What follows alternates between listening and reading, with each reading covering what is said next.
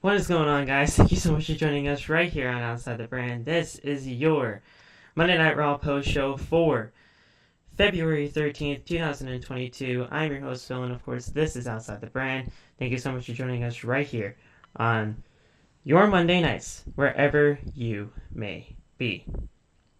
Now, wow, we are here. This is a new way of doing things here over on OTB, but I hope things can go as smoothly as possible. How are you feeling tonight after Monday Night Raw, bro? I'm cool. I was genuinely irritated at that whole Bianca Becky Bailey thing because for some reason she cannot escape those three or those two. But that's the rest of the show. Everything else is cool. I'm extremely more excited for SmackDown now. I'll tell you that for sure. Oh yeah, for sure. So This got by. That too. The freaking picture-in-picture commercials that made the show go by faster. Oh yeah. God, yeah. that felt great because oh my goodness. Oh man. But So yeah, bro. This was it was a very interesting, show. We obviously had Seth and Cody, not Seth and Cody. Uh, we used to. That took about 3 months to finish. We we had we had Cody Rhodes show up in a segment with Sami Zayn, which was easily the best thing of the night for me. mhm. I did not want. I'm telling you guys this right now, and I even tweeted about it earlier on today. I did not want a segment between Seth Rollins. Why? Cody Rhodes and Sami Zayn. I did not want it. I thought with the popularity of Sami Zayn, bad things could happen to Cody Rhodes, and not just his confidence heading into WrestleMania, but obviously the fans. We all know how the fans can be. When somebody is red hot, when somebody is, that guy in the eyes of the fans, things could turn pretty quickly to the guy that WWE actually wants to do something with. That was just absolutely incredible. And I'm glad I ate my words tonight. That was just insanely fantastic, and both of them deserve Oscars after that performance tonight. Yeah, that was insane. I definitely feel your sense, but I was definitely terrified. I didn't see any reason for Sammy and Cody to be face to face at all. Right. But man, did they knock it out the park! It definitely wasn't better than last week, but it definitely did its job, and that was the most important thing. They did an amazing job. The thing is, to me, it'll create even more sympathy for Sami Zayn once things continue to, amp up as we get closer to the Elimination Chamber pay-per-view. Oh my Yeah, god. And the fact that Jay is back now, and I read earlier on today that both Usos are actually allowed to cross the border for Canada, that's going to be yeah. even better. I cannot wait to see what is in store, and especially for Friday Night SmackDown when it comes to Sami Zayn and what that final, uh, you know, test will be as we head to the Elimination Chamber in Montreal. But guys, we also had that major. I would say, I will say major triple threat. I mean, it had WrestleMania implications in it with Becky, Bailey, and Bianca. Was it kind of pointless? Yeah, because I mean, we shouldn't even be playing with like teases when it comes to Bailey and Becky even being inserted into the chamber when already all six are in the chamber. But it was a good triple threat. But Bianca winning that match was the only option there.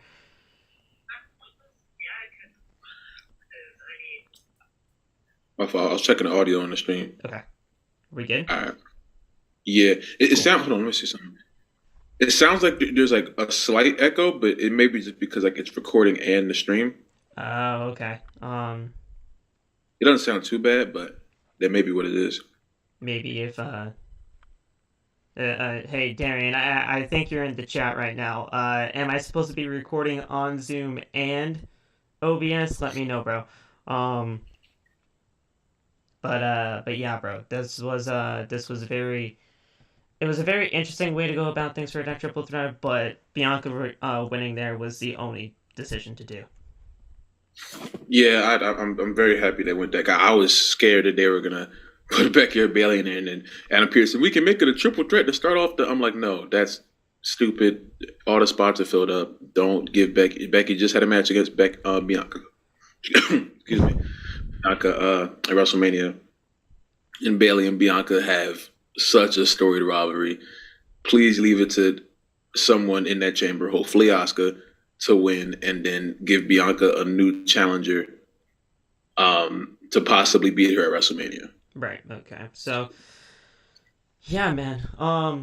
But tonight's show, it definitely felt a little bit quicker tonight than what it usually does. But at the end of the day, I think we're kind of just ready for the Elimination Chamber. I don't know about you, man, but it's getting pretty spicy up in here when it comes to just WrestleMania and how things are going, and just the atmosphere of Montreal alone is just going to be a sight to see. It's going to be a very interesting way to end this chapter heading into the road to WrestleMania, and then we finally have 6 weeks until the biggest show of WWE. It's going to be incredibly exciting. Yeah, I'm beyond excited for Chambr. I'm very scared right now, just because of how quick WrestleMania is coming, and they're gonna have 6 more weeks to just build up the Cody and Roman stuff. Yeah. But everything is moving the way it needs to. So hopefully all my predictions for Chambr are correct, and this WrestleMania season can go just smooth as possible. You know what I'm saying? So we'll see what happens. I hope so, bro. I really do. All right, guys. Well, we're going to get started right as we get into the Monday Night Raw post show tonight. If you guys like what you hear so far, make sure to hit that thumbs up button. Make sure to hit that subscribe button down below as well. Turn on the bell for all notifications. That way you never miss when we go live. I understand, guys, that this is a little bit of a different feel when it comes to OTB. We're trying something different here when it comes to, obviously, you guys can obviously see the windows and everything like that. We're on Zoom right now doing this whole thing instead of StreamYard, and I'm recording through OBS. So this is it's a different look, it's a different feel, but as you can see, and from what Loft is actually hearing, it's actually my voice, and the fact of the matter is that it's not on delay, or at least as much.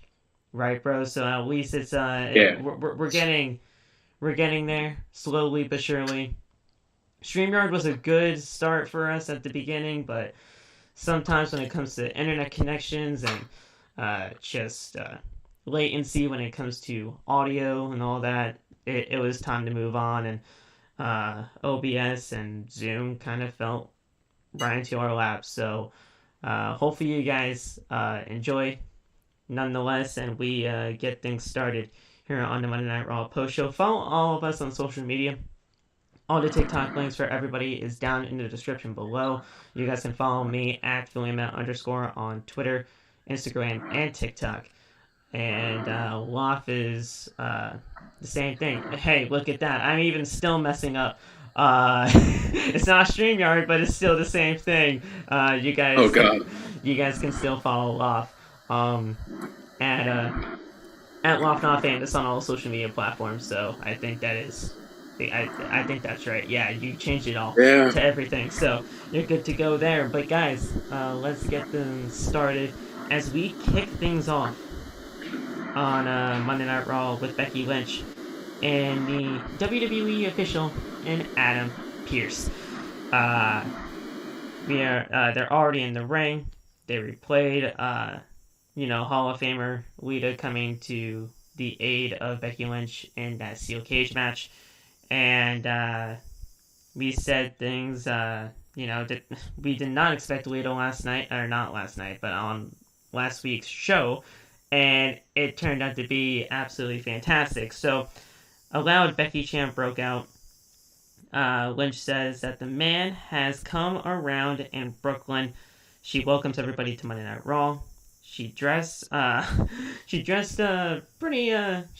good tonight as she told Adam Pearce that listen, I beat Bayley in the steel cage match last week. She gave shout out to Lita, but at the end of the day, she did beat her. And Lita realized that she was so distracted. Lynch realized that she was distracted by damage control. That they lost sight in the most important thing for her, and that is the Raw Women's Championship. Lynch loves to fight, and the way she wants to get into things is by fighting. So she asked Adam Pearce to be put inside the Elimination Chamber. Bayley then comes out to interrupt her, and she said that Lynch thinks that she's going to get into the chamber match after what she did last week. Then she called her a bigger idiot than all these other idiots, and that was to the crowd in the Barclays Center. Lynch could not finish what she started since she needed a so-called Hall of Famer's help. Lynch said that Lita was just there to even the odds, and Bayley wants the loss scrapped from the record books so that she can be put into the Elimination Chamber to get a possible Raw Women's title match at WrestleMania.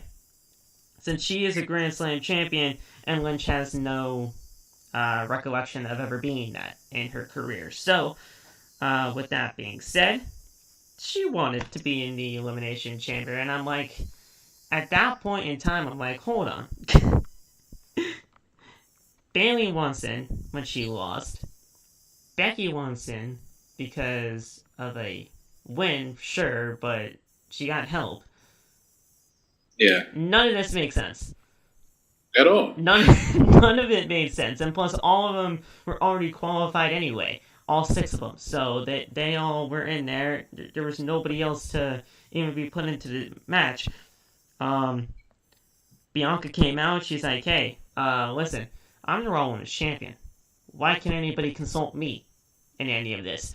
I'm the one that has to defend my championship at WrestleMania anyway, so come on now. They talk it all out. A loud EST chant picked up, and Belair wants to face the best at WrestleMania.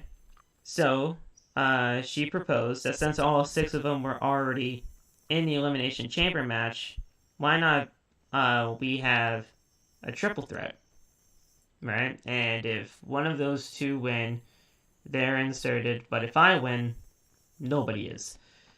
Adam Pearce liked what she was thinking, and the match was made official. I mean, this was paint by number stuff here, really, but like I said earlier, that this was not needed. we had all 6 of them anyway. This was just not. It made no sense. Yeah, I immediately started screaming. I'm like, wait a minute. At first, I thought someone got hurt and they had to like fill in the spot. Yeah. And then I was like, okay, no one got hurt. They're like, oh no, we'll just start the match off with 3 people. I'm like, why in God's name would you do something like that when that is severely not needed, you know? Right. And I hate, and I think we share the sentiment, I hate when champions are in the match and they're not defending their belt. I hate that because it's like, it opens up a door for them to lose and not lose the championship. So why are they in the match in the first place? Right. It just seems stupid.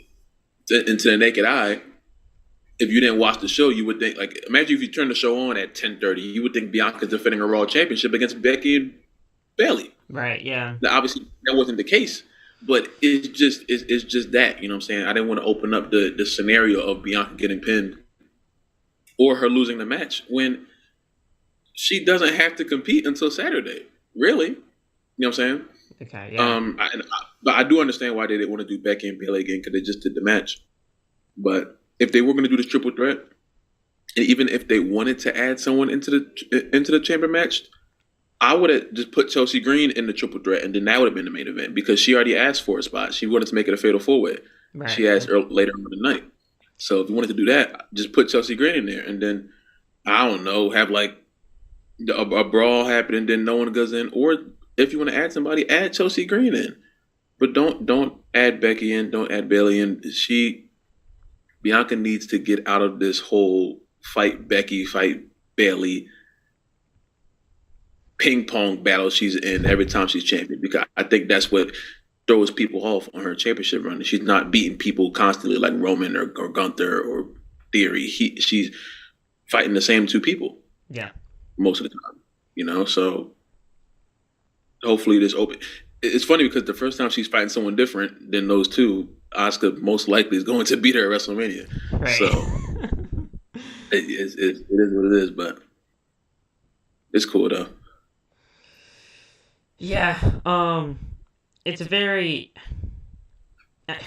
It all goes back to what you were saying earlier, the fact that, you know, she continues to face, or at least it seems that she faces only two people in every single reign that she has had as champion, and that honestly just goes to show that the women's division here, while it can be great, they only use and recycle and repurpose so many people.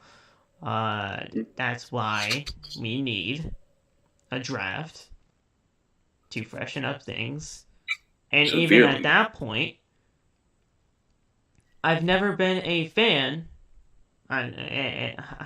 just like I've never been a fan of two tag team champions. I'm sorry, I've never really been a fan of two women's champions. We could, like, when they had the WWE Women's Championship, I mean, let's just be real, it was the Raw Women's Championship at the time until they made a SmackDown Women's Championship in 2016. At least you had every member of the women's division at your disposal. Yeah. Now, contrary to belief, I mean, yeah, sure, they probably used the same people at that point as well, but at least you had the big roster to compete with, you know? I'm not saying...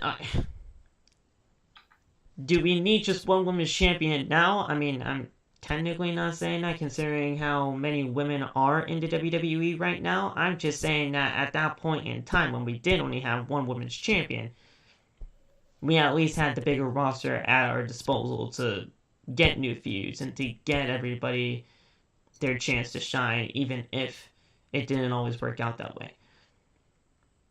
But. Yeah, and I realized something during the Piper and freaking Mia match. The reason why I think they're not getting the women over is because I see they're making the effort to make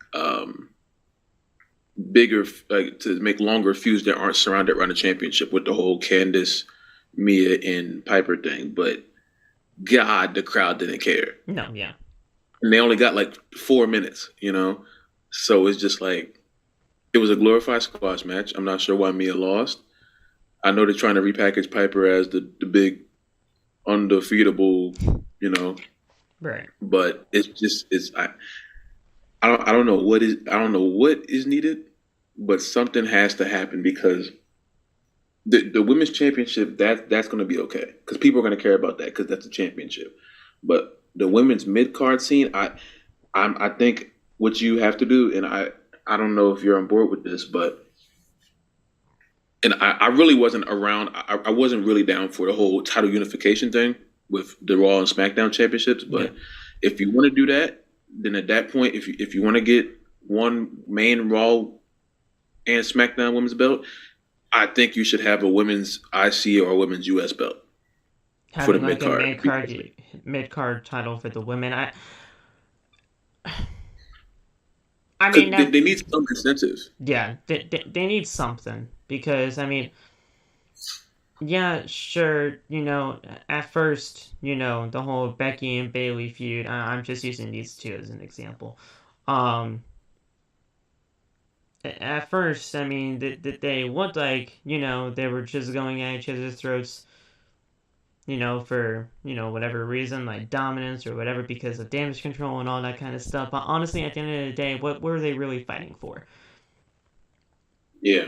The mid-card of the women's division don't have anything to fight for, and A, that's why they're A, not being used, and B, there's not that many women's feuds other than the women's championship. Yeah. So if you have like a mid-card championship, I mean, that gives them something else to fight for, and it can give a lot more of the people that don't get utilized each and every single week time to be on television. Yeah. I wouldn't be opposed to it, but just like the way that they have presented the women's tag team titles, I just don't want that title to be lost in the same thing. Yeah, I think it looks better just because I think there's a deficiency in women's tag teams. That's why that tag team belt doesn't really look the best at the moment. As far as the best. Yeah. Last time it did was when Sasha and Bailey were there, so it was just. Actually, no. I think Sasha and Naomi did a great job, but it's crazy how Sasha's like the common denominator here with those belts. But yeah, it's just I think that I was trying to watch old SmackDowns to try to figure out what the mid card scene for women was, and then I made the mistake of forgetting that there was none, right? Because it was Vince McMahon, and his mid card for women was bra and panty matches. So I'm sitting there watching. I'm like, okay, this isn't helping because there's nothing to reference. So I went searching for this. I went searching for trying to figure out like what could they do to this mid card. And AEW gave me a little bit of help, more than I expected. Impact gave me a little bit of help, more than I expected. It was just I'm just trying to figure out what it is. And I keep telling Triple H to put women in head of creative for the women, but I don't know if they're gonna do that. But yeah, it's just it's something. And when we say the women's division needs help, people just automatically, oh look, Bianca's champion, Charlotte's out. Yes, but at the same time, there's other women on the roster, and as we saw last night, no, the crowd did not care for Piper and Mia having that 3-minute match. Yeah, because one, the feud is not a feud that people care about because it literally was built in 2 weeks. There's no incentive, and Mia is in I think she's in the OC, but I'm not sure what in the world is going on with them. Well, the OC's not even really on television anymore because AJ's hurt. So yeah, so you got that. That in itself is in limbo, and even if she's in or out, we gotta figure out, all right, how does she get out of it? Is she still a part of it? They gotta tell us. Yeah. And you got Piper's whole thing. I see what they're doing with Piper. I see exactly what they're trying to do with Piper, and it's not egregious. I'm not mad at that. It's just there's stuff surrounding that. You have too many women on your roster for Raw and SmackDown. And even if you call some women up from NXT, it's going to be good for the moment. Oh, the NXT women are called, like you say, you call out like 5 women from there. But then now it's more women who aren't getting used on TV because the people don't care. Yeah. And now it's just more people people like Tegan Knox. Where's Tegan Knox been in like a month? Yeah. And I know she's not hurt. I know she's not. I thought Aaliyah was hurt. Aaliyah's fine. They don't have any plans for it. Right. As much as I hate Nia Jax, where is she at? You can run a Piper and Nia Jax. They love doing they love doing stuff like that. Yeah, it's just it's the small stuff. Maybe it's something we're not thinking of, but it does have to be fixed so the women aren't out there just getting 3-minute matches, and it lowers the temperature of the crowd because there's no heat behind anything. And another feud that we're even trying to figure out what the hell is even really going on. We saw it earlier. We saw it earlier on in the night. Candice and Nikki. Yeah. What the hell is that going to be about?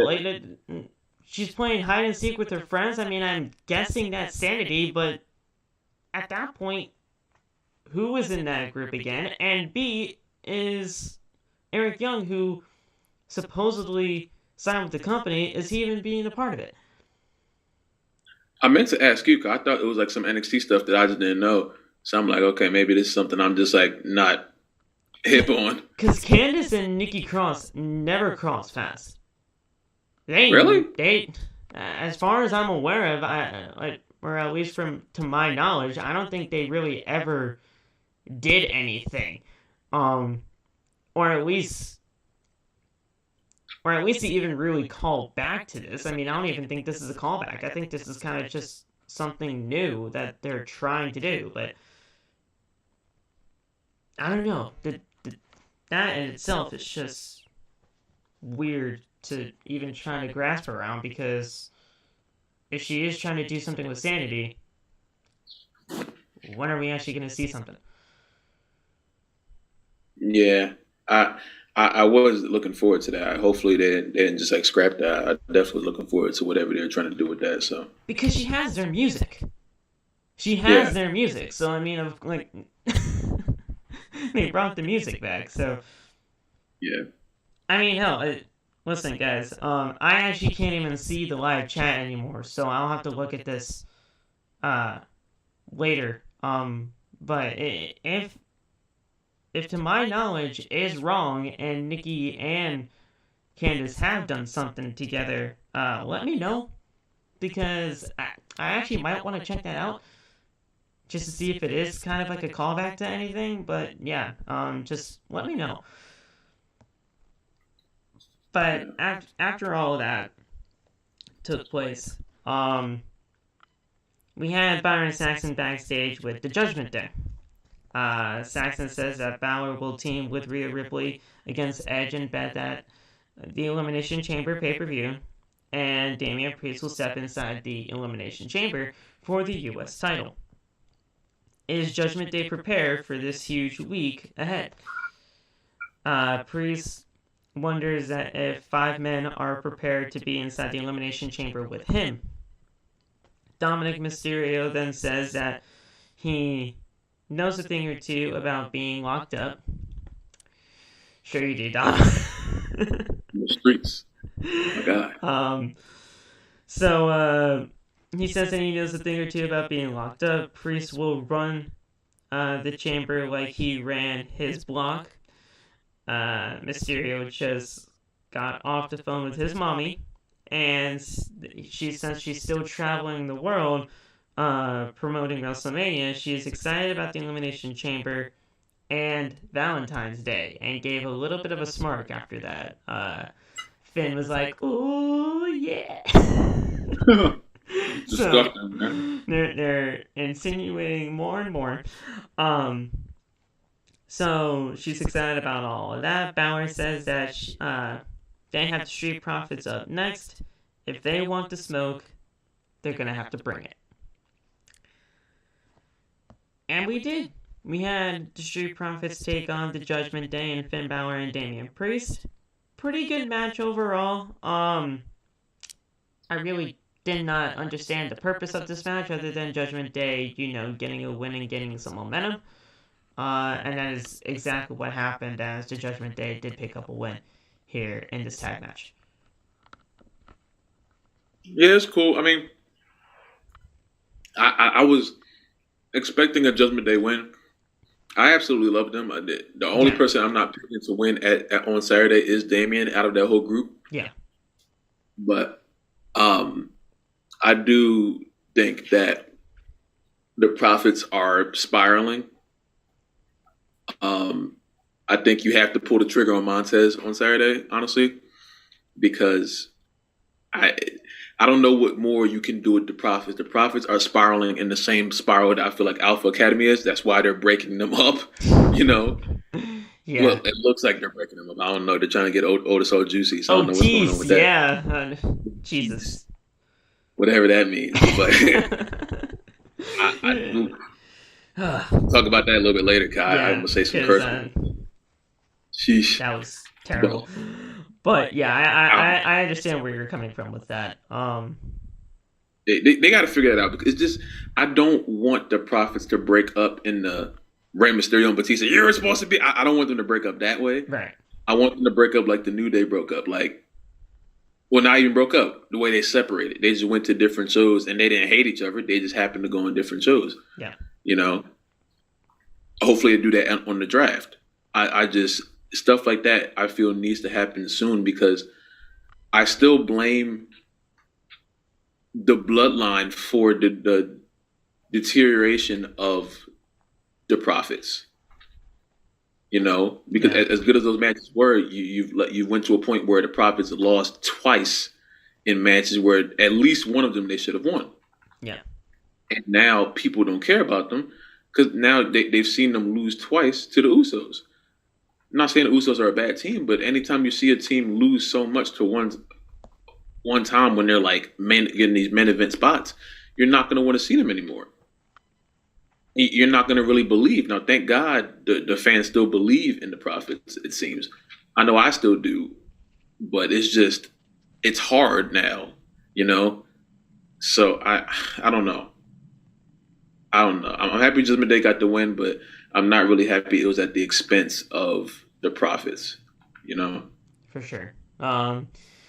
People are saying, and I've been hearing some rumblings about all this too, is that, and I don't want it to happen. I don't want the profits to break up, but if there was any indication of a possible breakup, people are saying that the Elimination Chamber match could have a huge implication of that.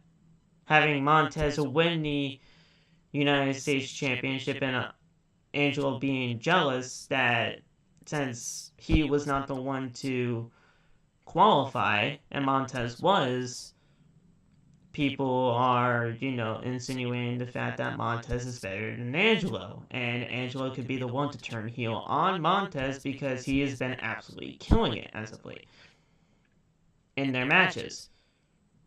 How would you feel? I mean, we are both on the same sentiment here that we don't want the profits to break up, but the whole jealousy angle of, oh yeah, everybody's been on your side, riding with you this entire time, when nobody gets to look at me and what I have done and what have I have done to bust my ass and get myself in better shape because I'm trying to make myself not the Genetti of the group. Yeah, I don't do it. They did it with Jeff and Matt. They did it with Rey and Batista. They did it with Crime Time. They did it with every tag team. Yeah, they do this. One with the championship, and there was, oh, I'm mad, and then they do it all the time. So it's just like I don't want to see it again. You've been doing it ever since I've been watching wrestling. It's the most story tale as far as tag teams go. Yeah, I thought they were going to do it when Kofi won. I thought they were going to do it when E won. Yeah. It's just I don't. I thought they were going to do it when Xavier won the King of the Ring. Like they do it so much now. Every time when one out of a team wins, it's like, oh boy, they're about to break them up, and that's stupid. That's beyond stupid to me. It's just you don't have to do that at every twist and turn. Right. And I'm not going to lie. It's going to end up being in Angelo's. It's going to end up being in Montez's favor, and Angelo is going to be getting the least out of it. And I don't want that for him, but that's just the way it's going to be if you have this scenario where everyone knows who gravitates towards the fans more. So why would you feed that? Right. Yeah. If you know that the fans like Montez more, why would you help the fact by making the other one a heel? That doesn't make any sense. Now you're just. It sounds like you're just endorsing it. It doesn't. You're not helping anyone out. Yeah. You know what I'm saying? Now here's the thing. Like I said, I am not endorsing a breakup of the Street Profits, but if we were to turn somebody heel, in the process, you're turning Angelo heel. Yeah. You're turning Angelo heel, in my opinion, because at the end of the day, people are still going to want to cheer Montez regardless because of just how damn good he really is. To me, that's me. That's how I would do it. Because, obviously, of the whole jealousy angle, like I was saying earlier, but like I said, I just don't want it to happen. It's not. I don't want it. But if anything, to me, it would have to be Angela. Yeah, it kind of has to be. It's just now you got to bank on, can he do this? Will the crowd care? You're banking on a lot of things that I don't think need to be banked on right now. Yeah, they're not. It's not something that can be. It's not something that's not easy to fix. Right. It's just like you. I don't want them to go down this route because I don't see this ending well for Angelo. Because not saying me or you don't care. Right. But the grand public may not. And they already see him as the Jannetty. So why would you throw more coal into that fire if they already don't like him and that's in that way? I would do everything to get away from that. It's kind of like what Toxic Attraction is doing right now. Yeah. Now, I think they're kind of doing that the right way because it looks like Gigi's going to be the fan favorite and Jace's going to be the heel. Okay. It looks like they know what they're doing there, but at the same time, that was a tag team breakup that all of us saw coming as soon as Mandy got released. So I don't think there was much drama in the turn because we all knew it was coming sooner or later. So it's just I'm not down with the tag team breakups. I'm not down with the let's pull the Crime Time card. Let's pull the you know how bad that could get because even when Crime Time happened. JTG and Shad started wearing the trunks and he was a heel. Oh, here comes Shad. And JTG was still a fan favorite. And guess what? They both got released. Yeah. JTG, I think, a little bit more. I think JTG stood the first. I think Shad got released first. I'm pretty sure. Yeah, I think so. And then JTG was right after. They tried to make JTG a solo star, but that didn't work for whatever reason. And then it was over. And now Crime Time was done. Right. And you ruined the tag team before they even won the tag team championships. So it's just I just look at the Profits like Crime Time. It's like I'm watching them over again, reincarnated, and I can't do it again, Bill. I can't. Yeah, I can't watch this. I agree, bro. I really do. Like I can honestly really see the similarities now that you're even mentioning it. Yeah, it's absolutely insane. And it's funny that you actually brought up the Gigi and JC turn on NXT because the one thing that segment reminded me of was the barbershop window. No one's gonna tell me Shawn didn't tell them to do the exact spot. That looked like the exact barbershop scene. It was legitimately the barbershop window. It's just it was a door instead of a window, and because the door didn't actually break, that's why she kicked her in the face. Oh God! And she got. Oh my God! That was one of the most brutal things I've seen in a little bit. That looked like it hurt unbelievably bad. And the thing is, to me, I mean, obviously it was not needed, but I think JC got a little bit too I mean, she obviously got too emotional in everything that was going on, but I think she kind of felt a little freaked out that the door actually didn't break as much as I think they were hoping. So they're like, shit, and it didn't do what they had to do. I have to do something. And then she kind of went on her own accord.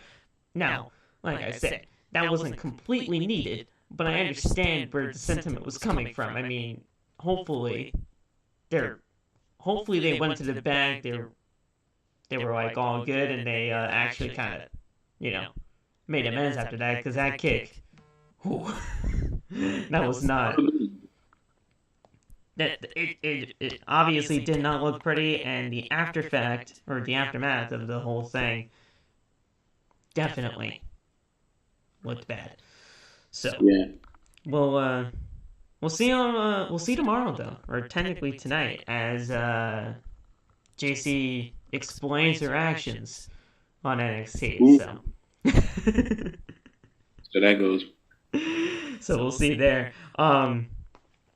So obviously, Judgment Day picked up the win here. Balor, he went to the top and hit a coup de grace for the victory onto Dawkins, and that was practically it. I mean, the match was obviously a lot longer than what I am telling you guys here, but man, this was a really good tag team match to start off the show, but we had the Judgment Day win here to gain some momentum heading into the Elimination Chamber with Balor getting that mixed tag and Priest stepping inside the Elimination Chamber.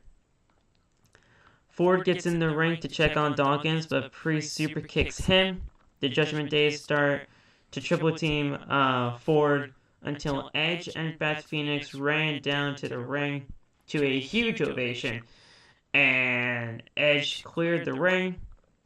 In the ring, Phoenix clothesline Mysterio and goes for the Glam Slam, but Rhea Ripley all of a sudden shows up out of nowhere and attacks Beth from behind.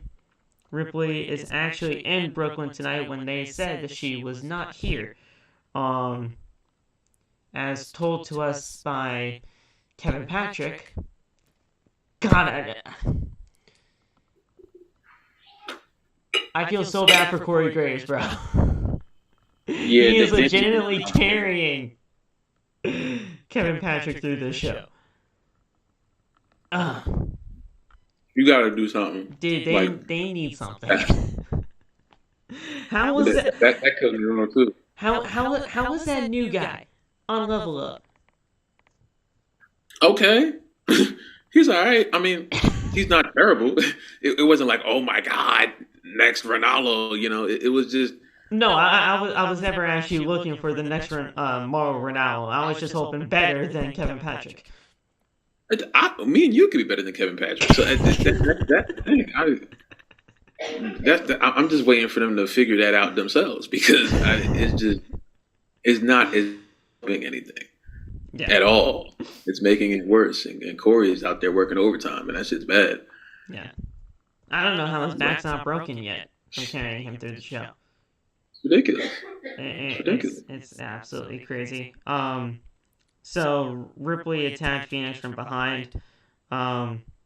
She hit a riptide and then leaves the ring with Dominic. A loud mommy chant picked up, and Edge ran in to check on Beth. So there we go. And this might just be a little of a this is nitpicking to me, and I'm sorry about that. I know they're actually not ever going to take away the Mysterio name from Dominic, because if we're building towards Dominic and Rey at WrestleMania, that's the reason why we have to have the name. Yeah. But they only call him Dominic anyway. They rarely call him Dominic Mysterio in the group, and the only person that actually says Dominic Mysterio is the ring announcer. It's just a thing to me. If you were going to put him into Judgment Day to basically take away the legacy of his father, don't have the Mysterio name attached until they are ready to take him out. Yeah. And then if they want to put the Mysterio name back on once, the turn is complete and we're, back to good old happy, cheery Dominic Mysterio as a kid, you can have Mysterio back. Mm-hmm. But to me, and Dominic just fits anyway, because it's Finn Balor, Rhea Ripley, Damian Priest, and I know there has to be a last name in there, but Dominic in the Judgment Day kind of fits a little bit more than Dominic Mysterio, especially when he's still flying around everywhere. Yeah. He didn't change anything about his moveset. Yeah, he's still flying. He's doing the 619. He's doing the frog splash. Yes, I understand. It's the whole this generation's Eddie or whatever he said, which is completely not true. By any means. But I at least hope somebody understands my sentiment and saying oh yeah, well these Mysterio names. It's kind of here and there when it comes to a Judgment Day group. Yeah. I think they'll figure it out, though. I think Triple H is kind of all in on them right now, so I think over time they'll figure it out. Yeah. So we had all that taken care of, and we are good to go with that. After the commercial break, some footage shown of Patrick Mahomes walking with a replica custom Chiefs version of the WWE Championship after the Chiefs won the Super Bowl last night. And all I have to say is this man, he's a polarizing figure in the world of the NFL, but man, does that guy look good with the WWE Championship on the shoulder. That's Iron Man right there, man. That's Iron Man. He is a 2-time Super Bowl winner and a 2-time Super Bowl MVP. Iron Man strikes again. Eagles fans crying makes my day better, man. It was such a great day. I woke up. It was just. I think this is the way I'm gonna feel when Roman finally loses. Just like the birds are chirping and the sun is shining brighter, and there's just a whole bunch of great things happening. I'm singing and jumping up and down. It was a great time. I think we need to evaluate what a holding call is now, but you know, it'll be. Hey, okay. man, It'll listen. Listen, dog. I definitely was like, why? You know, you let them fight all game long, and then that is a call. Only reason why I didn't care is one, because the Eagles were about to lose, but also because it's just like, if it was the other way around, then we would have just been saying the same thing, but just on the behalf of the Eagles. So I mean, like it wasn't like a Chiefs only call. Do I agree with it? I don't know, but Bradbury he admitted that it was a foul. So at that point, it's a foul. You know, he already admitted that he held. It definitely didn't even look like that on the tape. I'll tell you that right now, though. It definitely did not. No, he held him. As soon as the game was over, Bradbury went somewhere. Like, I guess they on the post game conference, he's like, "Yeah, I held him. I was trying to see if I get away with it." So now you haven't even given the refs a chance to like, oh, maybe we messed this up. No, you said it. You admitted to it. It just, you know, it is what it is. Roger Goodell, though, was on crack. I'll tell you that right now. The man said You're trying to drug test Pat. Oh, yeah. Yeah. Because you remember Chris from the Raw show? Yeah. He was at my house, and I told him, I was like, they're about to give him the super serum, not knowing that whatever they put in his ankle, he walked up like he didn't have a pain in the world. The dude did not feel any pain whatsoever. This man pulled off a 25 to 30 yard run 2 plays into halftime in the third quarter. Bro, like, you legitimately twisted both your ankles. You should have had those things decapitated, and you're running 30 yards. I'm trying to tell, that's Iron Man. I was telling people the whole game, that is Iron Man. He ain't going down like that. It's crazy. It's what it is, man. But listen, you know, I can't even take anything away from the Chiefs. They played a great season. You know, nobody even expected them to even go to the Super Bowl, let alone, you know, make it as... You know, nobody expected them to have a winning season, let alone have a Super Bowl run. So, good for the Chiefs. Eagles, too, because they played a hell of a game all the way down. I can't... Yeah. They played to the very end. It was easily one of the best Super Bowls I've seen in my time of watching football. So, really good game there, and congrats on the Kansas City Chiefs for picking up the win. Indeed. We had the Elimination Chamber contract signing between Brock Lesnar and Bobby Lashley. This, honestly, was way better than I think both of their matches combined. Really? Yeah. This was absolutely incredible, and I'm telling you right now, bro, if they don't deliver on Saturday, my sentiment is still going to be clear. This should have been saved for WrestleMania. They need to kill it at Elimination Chamber. in Montreal for me to change my mind. This should have happened at Mania. No ifs, ands, or buts about it. I feel you. For sure. I understand we're in the AAA era. We're making these B-level pay-per-views even more exciting than what they usually were under the Vince era. But you couldn't have saved this for WrestleMania? On the biggest stage you got? Yeah. This would have been a fire kickoff show for like night 1 or night 2. Man. But yeah, man, this was a very, very good contract signing. I was like, all right, we have a table in the ring, we have Adam Pearce, we have Brock Lesnar here. Who's gonna get put through it? Yeah. Who's getting put through the table? I don't know. I was already expecting it. He actually didn't get somebody put through the table, which was very interesting in itself. I think that back body spot he was supposed to go. Yeah. When like Brock first ran out, I think he was like a little too far. I mean, what I thought was, Bobby did the final spear on the ramp. I thought he was actually gonna pick this dude up and drive him through the table that was there. That would have been sick. I would have lost it. I thought he was gonna do that, man. I didn't think it was just gonna be like a normal spear. He speared him in half, yes, but I thought he was gonna pick him up and drive him, bro. That would have been sick. I was already screaming. I was screaming more.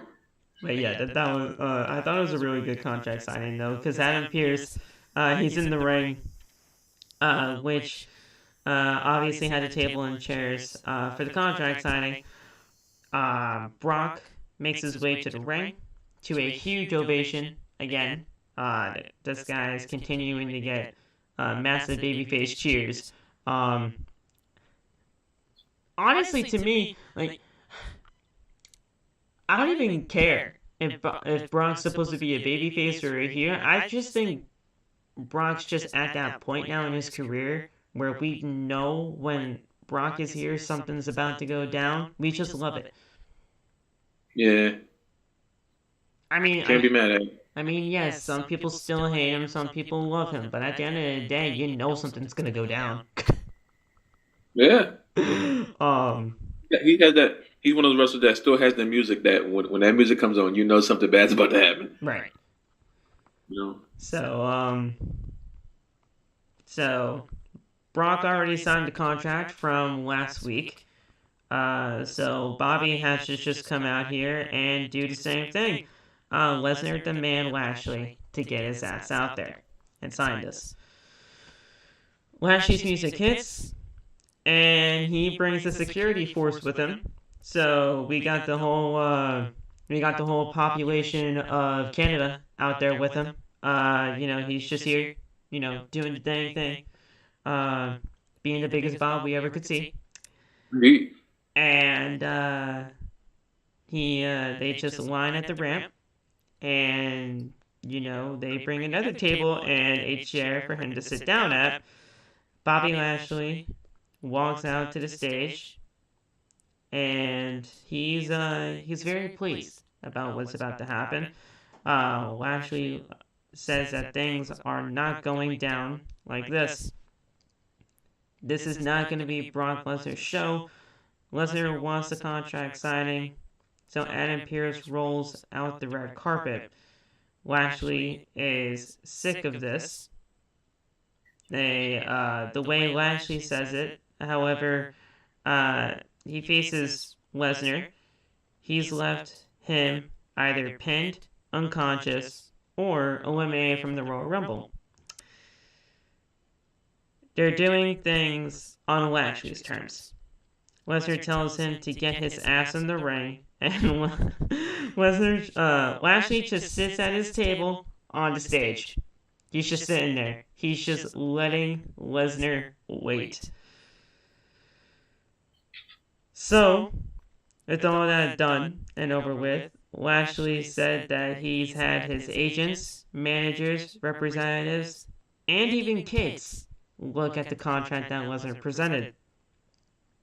Pierce then tells him, all right, well, if everybody looked at it, why don't you come down here and sign the thing? Pierce is just not giving a shit anymore. For anybody. He's like, all right, well, come down and sign it. Like, who's he talking to like that? I don't know what he's talking about. I don't know. I don't like that. So Lashley says he doesn't know if he's going to sign it. And at that point right there, dude, I'm telling you right now, I'm like, dude, thank you.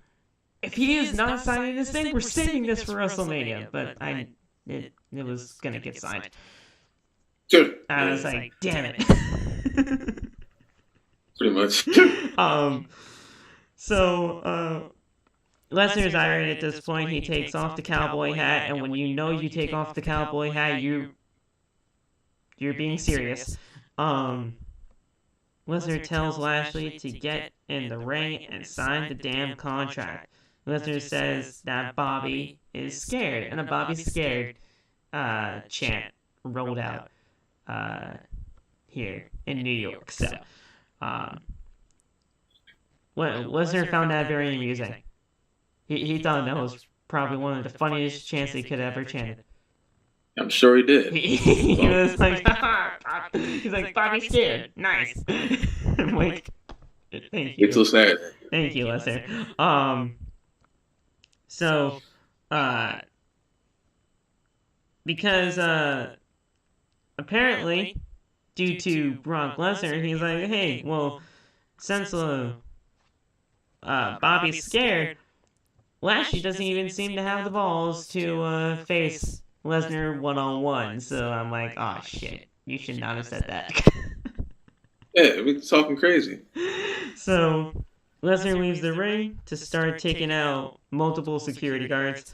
Lesnar charges through all of them, but Lashley hits him with a back body drop on the ramp. Lashley then spears Lesnar down to the ground, and Lashley goes to ringside to grab the contract. Lashley then signs the contract and puts it down on Lesnar. Lashley then poses and walks off. The crowd wants to see someone go through the table, but they did not get their wish. So, there you go. No table spot tonight, but, you know, something tells me one of those announced tables at the Elimination Chamber PPV, it's not gonna be safe. I think somebody's gonna go through that table on Saturday.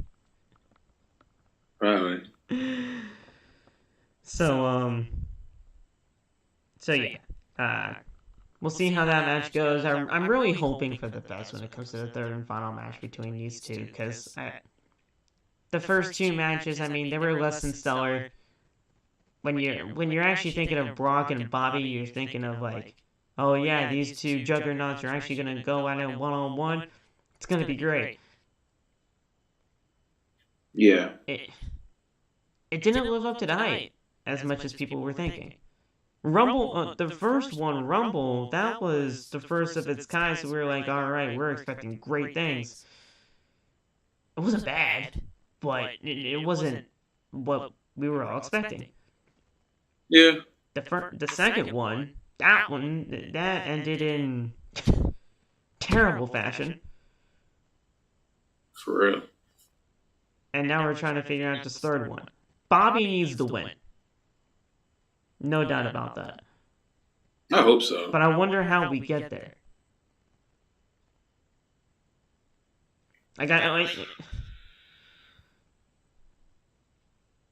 No, man. It's a sticky situation when you have two big men like this that are both so credible enough to beat each other, but at the end of the day, one of them's gonna look bad going at it. Yeah. I will put Bob over only for the fact that I know Brock isn't here for the long haul. I think Bob's going to be here longer than Brock is, so that's why I'm putting him over. That's really only that. I mean, Or you could go the non-contest route, but that's a little bit more sticky because then that's when you can lead to WrestleMania. But I don't know what you can build this feud off of more for another 6 weeks. Right. Yeah. Like, and here's the thing: if we're gonna get a Bronk and Bobby 4, we should have never gotten that. We should have just saved the third for WrestleMania. So it's a very weird situation, and I don't see Brock Lesnar not being involved in WrestleMania this year. He's going to be involved. We just don't know what's going to happen or who's he going to face. Yeah. I don't see Brock Lesnar not being at WrestleMania. He's going to be. Got to be in some way, shape, or form. But we just don't know what's going to be planned. I'm hearing Gunther. What do you mean? I'm hearing Brock Lesnar versus Gunther. Non-title? Title. Huh. Has Brock ever contended for the IC championship? No, he has never held that title in his career. He's never even gotten a chance to hold. He's never even gotten a chance to be in a match for the title. Huh. That would be new. That would definitely put the IC title at a different level. I'm not mad at that. That would be kind of crazy, actually. That's kind of cool. And hell, I mean, if Gunther were to beat Brock Lesnar at WrestleMania, if he wasn't a made man before, he's a made man now. If you do that, Yeah. That's man. I would love that. Actually, now I'm thinking about it, that would actually be freaking awesome. Oh my god. They would freaking kill each other. Because when I was thinking of having Brock and Bobby at WrestleMania, and then when Gunther, I was gonna have Gunther face against Sheamus and Drew McIntyre in that triple threat. Oh, that's even better. Oh god. I wanted Sheamus and Drew McIntyre versus Gunther, bro, and that way, even if and here's how I pictured it, right? You're obviously. In that triple threat, to me, you weren't going to be able to pin Gunther because you want to keep Gunther looking strong. I would have had Sheamus pin Drew McIntyre, and you have, Sheamus, celebrating that he won the Intercontinental Championship, doing all the thing, and then Drew McIntyre, he wakes up from his sleep for 3 seconds, and as they're cheering on and everything, like, oh yeah, you got one on me, boom, you have Drew McIntyre turn on Sheamus right then and there. Drew McIntyre turns heel at WrestleMania, and at Backlash we have Sheamus and Drew for the IC title at Backlash, with Drew McIntyre being a heel. Because to me, Drew McIntyre needs to change the pace. I would turn Drew McIntyre heel right now. Drew as a heel is kind of crazy. He's very good as a heel. So I mean,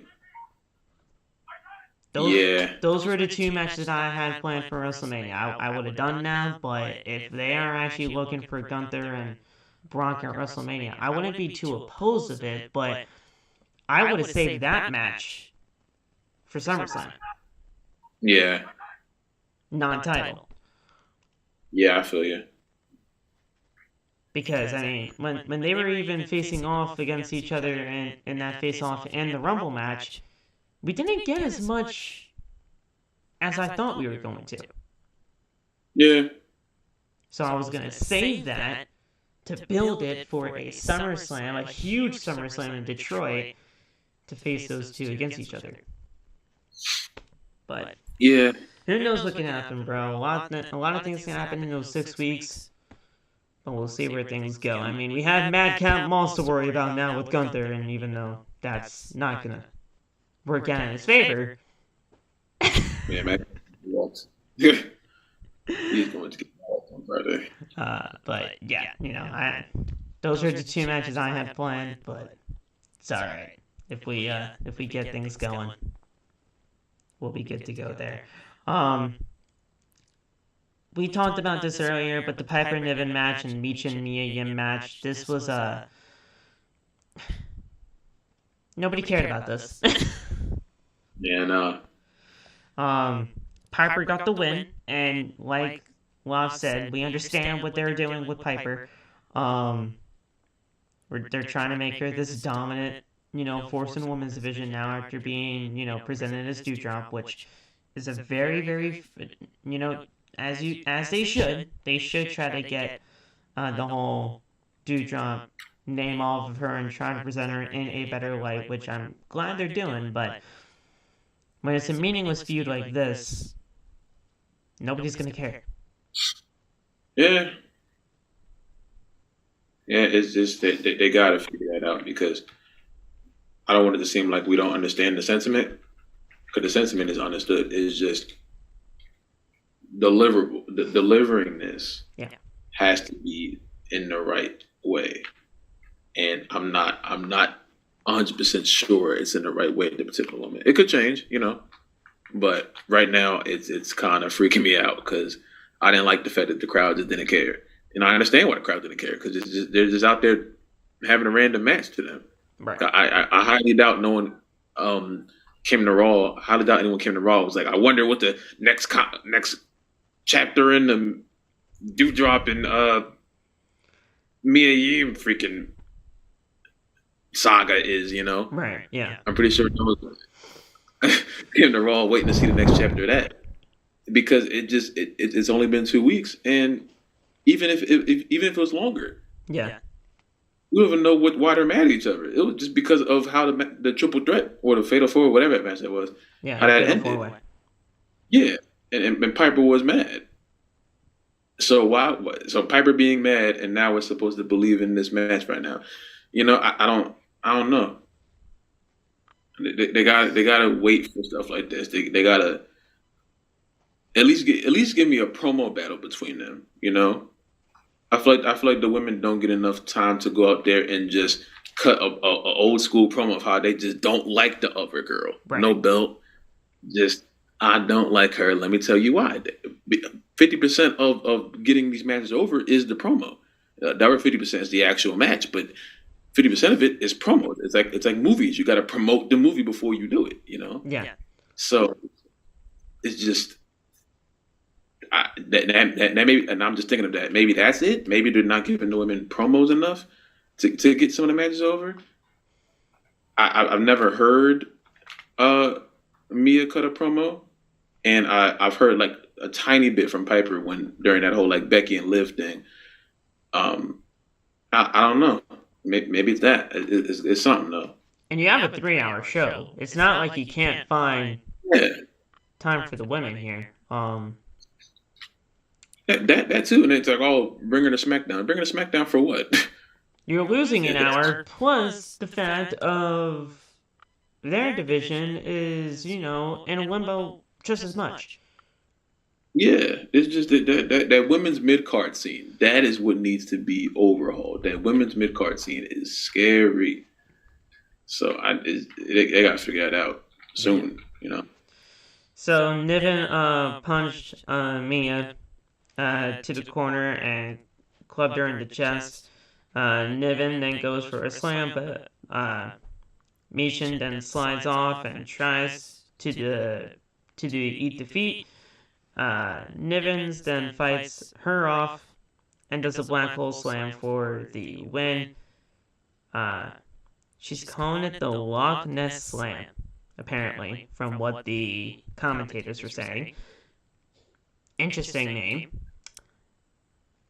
But yeah, shout out to Big Bossman with the Black Hole Slam. And Abyss.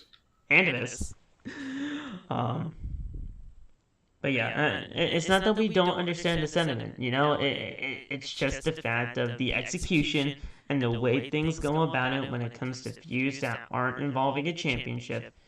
They don't promote that stuff enough. And that's the main problem. Seems like it. So we had a video package of the Bloodline and everything that happened at the Royal Rumble. Jey Uso, Sami Zayn meeting in the parking lot, doing the fist bump and everything. Paul Heyman saying to Jimmy Uso, hey, we need you guys to watch at home next week because Sometimes you get to see stuff on TV that you don't get to see here live. And we'll see what happens with them as we head into SmackDown in Canada right before the Elimination Chamber pay-per-view. So it's going to be very interesting. I'm just excited for SmackDown in and of itself for that.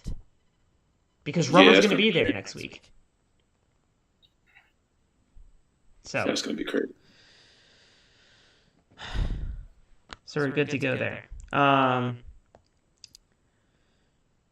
We then have, obviously, the whole graphic of Roman defending the undisputed WWE Universal Championship against Sami Zayn. And we had basically everything going pretty all good up until Cathy Kelly's backstage segment with Baron Corbin, because we were about to have an interview with Baron, but we had an unexpected surprise by the one and only Sami Zayn. He shows up. He runs into the ring with his hoodie on. He's always just in a hoodie now. I like that. You know, he's in a hoodie. He's, looking like, just a mystery figure, but then he reveals himself by taking down the hood. And, he's here. And he's like, listen, I'm not here to hold up the show or anything, but I came here for one reason and one reason only. Cody Rhodes, if you would indulge me, please come out to the ring.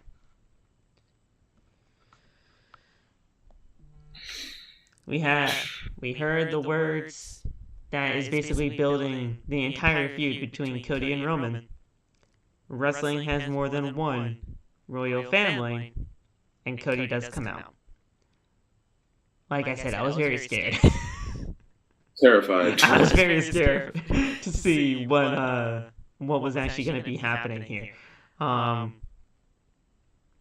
Because fans, bro, they could turn one way or another, bro. And just because of the fact of Sami being so popular, this was such a huge risk by Triple H and WWE to make.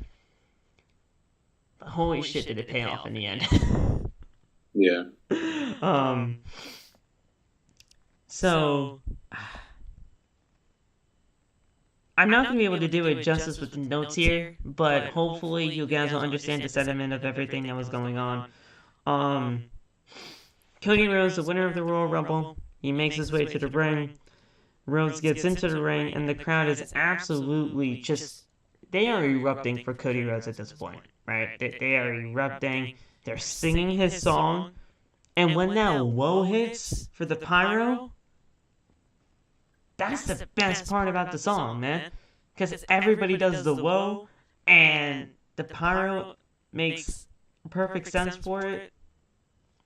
Cody's over. Cody's beloved by the fans. Indeed. Like, it's looking good at the moment. I'm still terrified. I'm so happy that they're... I'm so happy they're singing the song. Because hopefully on WrestleMania, we need to hear that chorus of everybody just singing along, bro. That'll be crazy. We're doing okay. We're doing okay with Cody. I just hope this keeps up. Yeah. So they chant Cody's name. Cody welcomes Zayn to Monday Night Raw and asks him, what does he want to talk about? It seems like that's his first line every time he's out there for a promo. What do you want to talk about? Catchphrase, I guess. And it's not, and honestly, he kind of carried that over because he did that in AEW too. Oh, he did. He did that in AEW too, so he carried that over. So he said, "What do you guys want to talk about?" Zayn says last week on Raw he had a verbal exchange with Paul Heyman and set the word and it set the world on fire, which it definitely did. Everybody was talking about it. One thing Rose said struck him in his mind, and Rose said that he looked more and more every day like it was going to be Cody Rhodes versus Sami Zayn at WrestleMania. Zayn came all this way to look Rhodes dead in the eyes and hear straight from his mouth if what he was saying was true. And a yes chant broke out, which I was actually kind of very pleasantly surprised that a yes chant broke out. This is not the Daniel Bryan story, but they did the yes. Bryan's still so over it. It's great. Yeah. So Rowan says that his bandwidth is dedicated to him, going after and winning the Undisputed Championship at WrestleMania. But it doesn't, but his bandwidth does not have any time for BS when it comes to Sami Zayn. When he said that Zayn could beat Reigns, he meant it. When he said that Reigns would most likely be the one to be his opponent at WrestleMania, he meant it. He believed in it. The crowd chants, "This is awesome." Rhodes says that he respectfully doesn't think that this is what's going to, doesn't think this is what it is about right now. Does it really matter what Rhodes believes? Does Sami Zayn really believe that he could be the one to beat Roman Reigns? Zayn thinks about it and asks Rhodes if he wants the truth. The crowd begins to sing Olay, which is great. The Olay chants, I know you know what those mean when it comes to Sami Zayn, right? You're going to be screaming on Friday. That's going to be ridiculous. Yes. The Olay chants mean so much to Sami Zayn. If you guys especially know his days in NXT as the underdog from the underground, those meant so much to Sami, and it gives me such a little bit more of a teaser to have Worlds Apart be his song at Elimination Chamber. Maybe it's not going to be his song the entire way through. Maybe we do something like what Drew McIntyre did at Clash. That's what Chris said to me. This match is going to be Drew McIntyre versus Roman all over again. Yeah. Just now with Sami, and just like the home field, the song change, everything. This is about to be Drew McIntyre. Oh my God, it's gonna be ridiculous. It's gonna be so good. So Zayn says that the truth is that he doesn't know. Then Rhodes is like, "Wait a second. You don't know? You don't know? Zayn, you have been in the trenches with the bloodline. This thing about Roman Reigns being in God mode isn't just a catchphrase. Reigns is operating on a level not seen before. Zayn has seen guys bigger and stronger than him walk into a match with Roman, fully believing that they could be the one to beat Roman, and seeing them go down. Every one of them that believed in it went down. Is Zayn supposed to believe that after almost 900 days that he could be the one to take down Roman Reigns? Zayn believes he is capable of beating Reigns. If you're asking if he thinks that he is capable of becoming the undisputed WWE Universal Champion, yes, he believes that. Zayn believes that he can also be a main event superstar at WrestleMania.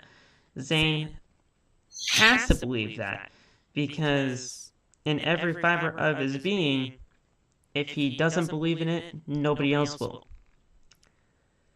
However, if Zayn thinks that he can walk into Montreal and beat Reigns for the Undisputed Championship, Zayn doesn't know. At this point, I mean, I was already dropping everything when I saw those two in the ring together. I'm just enthralled. Yeah. I'm just, all right, give me more. Let me hear more of this because this is just absolutely insane and just gold. Zayn, he deserves so much praise because the man knows exactly how to cadence things so beautifully when it comes to promos. Yeah. The cadence and the way that he speaks, it's just magic. He's great. He's a believable guy. You know, he may not look like your typical WWE superstar, but damn it, he is going to prove and show you that he is just as capable as anybody else is. And I already saw on board with him. He could go out there and say one fish, two fish, and they're gonna start screaming. So it's just, it's whatever. It's whatever.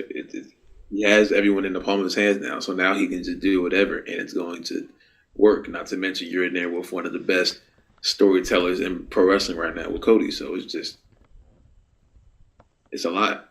Yeah. So a you can do it champ breaks out, which is just it made me tug my heartstrings even more when the fans of New York were chanting that. Rose asks if Zayn really doesn't know. Everybody here knows, as does Zayn's hometown in Montreal know. Zayn looks unsure at this point, but Rose hasn't been with Reigns. But he's watched him from afar, and everyone else has fallen. But there's dissension in the bloodline because of Zayn. There's cracks in the armor because of Sami Zayn. The idea of the greatest champion of this generation could be dethroned is becoming a reality because of Sami Zayn. This also moment in time is because of Sami Zayn. Rose says that Reigns could be in God mode, but that is just a phrase on a t-shirt, print it, that doesn't matter. At the end of the day, Roman is a man. You crack him open at the Elimination Chamber, you prove to yourself that you can do it. I already punched my ticket at WrestleMania. You punched yours. I mean, hell, at this point I'm like, come on, Cody, continue to be this man's hype man. Cody said that he already punched his ticket. Michael Cole said, and on commentary, finish the story. I intend on finishing my story. You need to finish yours. And the crowd was just fired up at that point. They're like, come on, let's go. Let's continue doing this. You're hyping Sami Zayn up way too much, bro. Hey, man, you gotta hook, line, and sinker. You gotta get him to the end and then pull it right back. There you go, bro.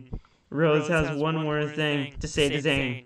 Rose does not want to see him next week on Monday Night Raw because he'd rather see him in the main event of WrestleMania. Zayn nods his head at approval and put his hoodie back on and walked through the crowd. This was cinematic right here. Yeah. This was just top notch. Like you said earlier, one of the best storytellers in all of the business in Cody Rhodes, the hottest guy in pro wrestling today, and Sami Zayn coming together and creating magic in the ring when it comes to storytelling.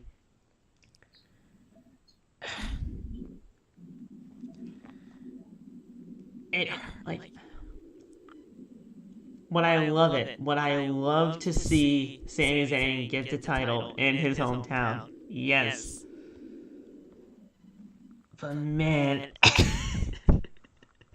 this is going to create just more sympathy when whatever happens at the Elimination Chamber happens, bro.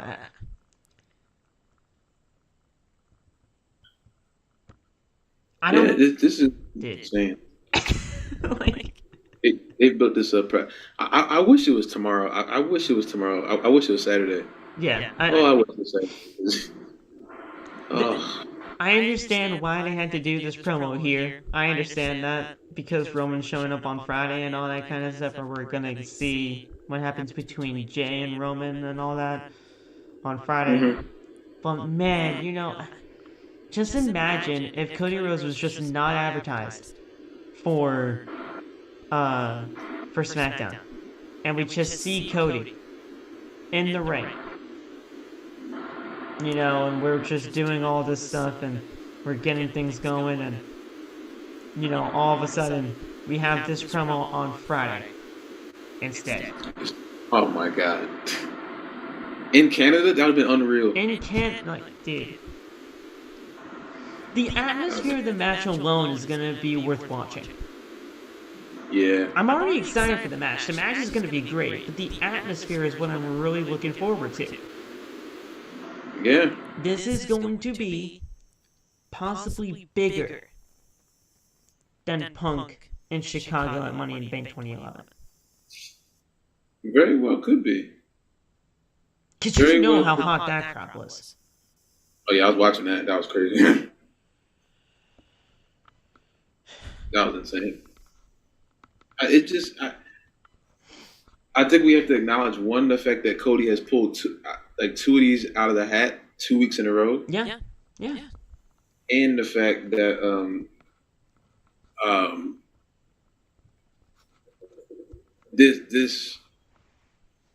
the run that WWE has been on since I would say like SummerSlam, their pay-per-views have been can't miss television since SummerSlam, I think. Right. Like it's just that I don't know how they're hitting, and they're just continuously hitting the mark over and over again. Like I remember just feeling like this for Rumble, and now we're back at Chambr so quickly, and it's like, and then imagine WrestleMania, and that's 2 nights. It's just, oh my God, Triple H is doing such an amazing job. This is build right here. Yeah. And I'm so happy I was thinking about this before he even came back. It was just like, I hate the idea of A, pay-per-views and B, pay-per-views. I need every pay-per-view to feel like the end of the world, I want every pay-per-view to hit.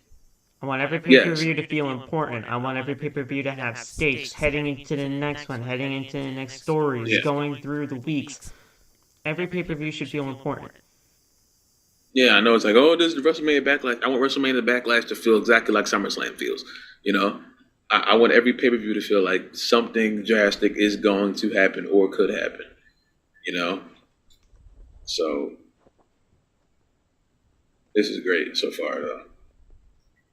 Yeah, I can't wait to see what happens, bro. This is going to be absolutely nuclear amount. It's going to be nuclear amount of heat for Roman, and it's definitely going to be nuclear amount of just babyface cheerful reactions when it comes to Sami Zayn, bro. It's just gonna be incredible.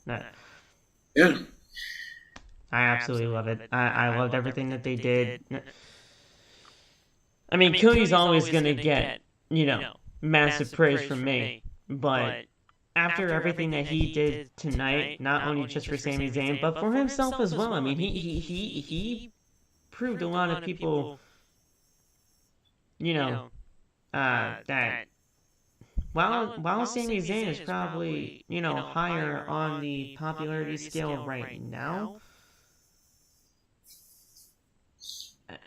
Cody's gonna be fine.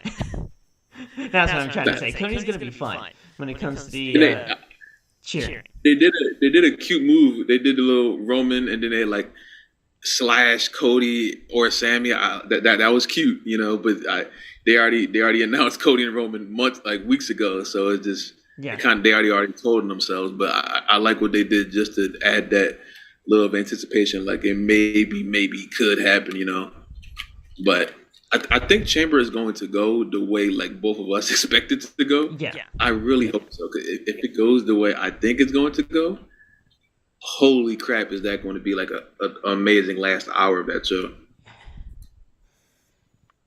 Oh man, I'm so freaking excited. Oh, like, dude, I wanted to happen already. I wanted to be here. Oh, gotta get through the week. Gotta get through the week. Gotta get through the week. I hope this week just does not. Well, I want it to end, but I hope this week goes by quick. Dude, Gotta get through the week. let's get through it, bro. We then had a little bit of a redo with the whole Kathy Kelly, Baron Corbin, segment. I don't know if that. They obviously planned for the Sami Zayn thing to happen, but having a redo of a segment is like, oh yeah, let's go back to Kathy Kelly for the interview that was supposed to happen. Kind of got a little out of place, but it's especially because of what happened following the promo. So,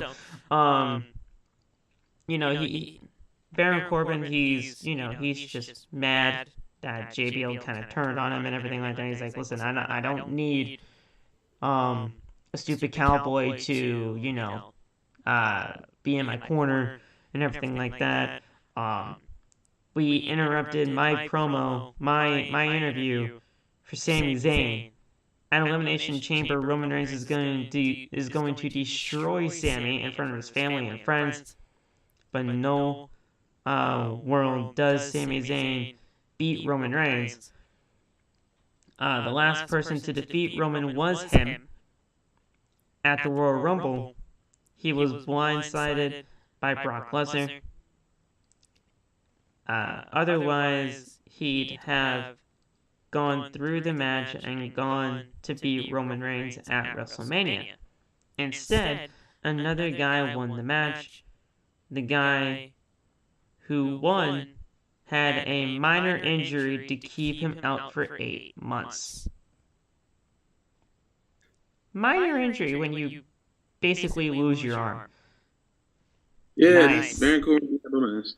Nice. Cody Rhodes is walking in the background, and all of a sudden, when Corbin disrespected not only him, but his father and his dog, Pharaoh. The dog was the setting off point for Cody, for him to attack.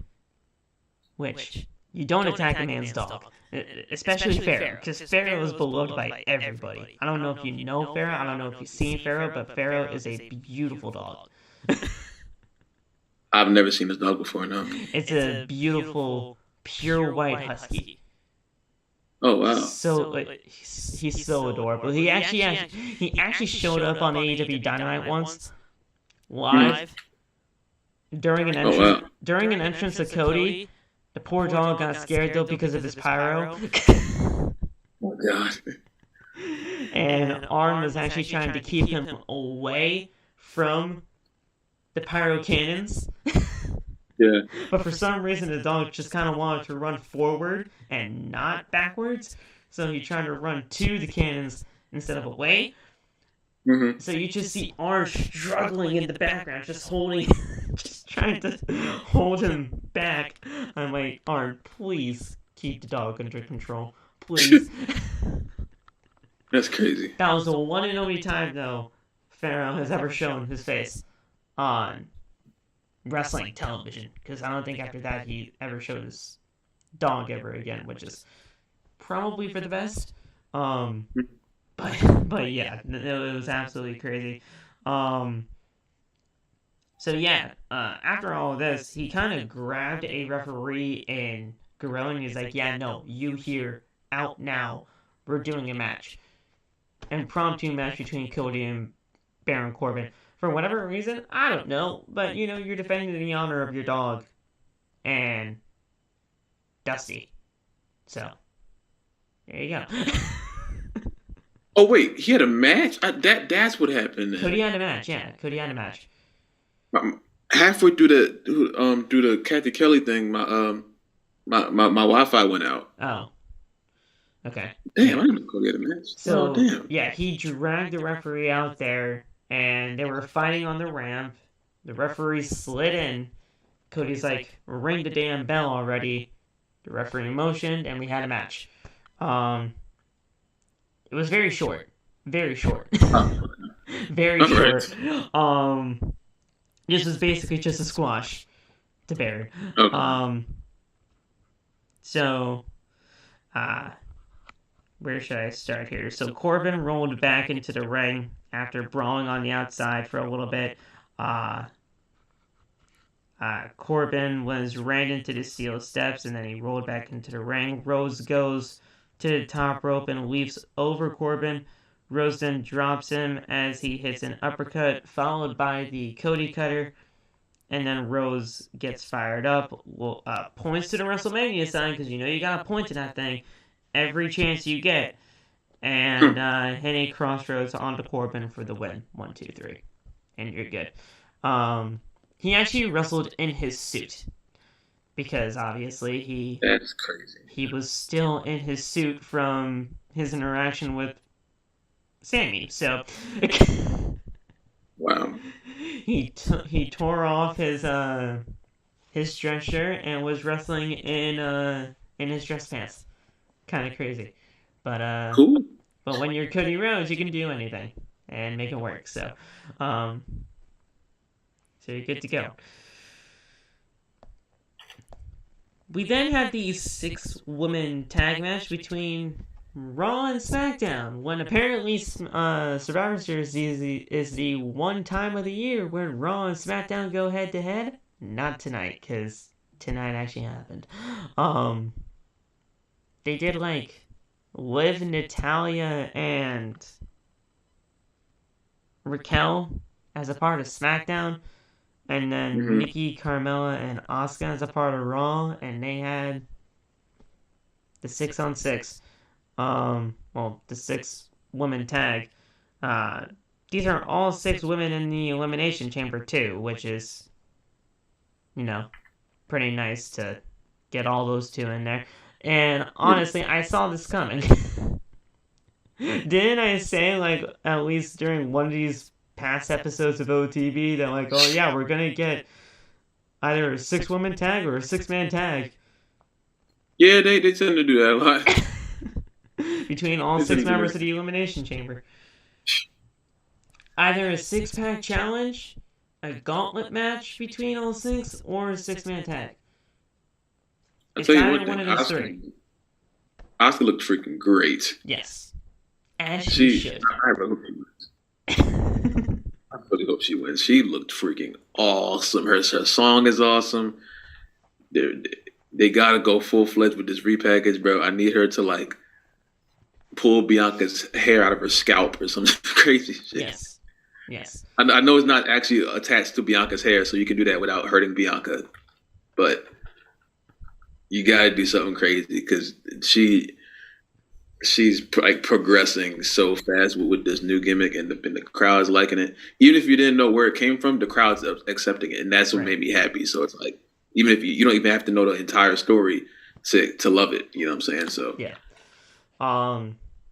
The one thing that people, apparently just from talking to people, outside, the Wrestle Talk community and everything like that, people are not liking the blue mist or whatever now that she's doing instead of the green. Because apparently in Japan, when she had the Kana gimmick, the blue mist meant something completely different than what the green one is. And apparently it's not, carrying over to the WWE version of Kana. The blue is just what the effects are for the green mist instead of what it's actually supposed to be represented in Japan. So I don't know what it's actually supposed to be for blue in Japan and everything like that. So if somebody knows, leave that in the comments. But yeah, apparently it just didn't carry over from what Japan was to WWE, and people are just a little bit, upset about that. But at the end of the day, it's the mist. It's the mist. It's Asuka's thing, so she's gonna continue using it. Yeah, that's interesting. I didn't know it meant something different. Yeah. I didn't know that either until I was informed by my friend. So I was like, oh, okay. Um, and now, honestly, I'll have to take a look at that Yeah, because I mean, I want to see what the difference is, and yeah, if Connie even used green mist during her time in Japan yeah, instead of blue. So we'll see. Um, because she did use blue at in the Rumble yeah. onto Liv. Yeah, so um and that was the first reincarnation of the Connie gimmick. So um I thought it was just because when she was on her first gimmick, she wore green on her face, and now right. she wears blue in her face, so she spits blue out. I thought this was because of that, but I definitely would like to know what the differences are. Yeah. I'm actually definitely gonna look that up because now it's actually kind of intriguing me and the fact of like, oh yeah, obviously the face paint's different, but if it's actually different because for reasons, you would actually kind of like to know the reasons. Yeah, So we'll see what happens. But you're 100% right in that the fact of, the fans are actually getting behind it because she looks great. There's absolutely, there's a total change of she's actually coming out there with a purpose now just to destroy.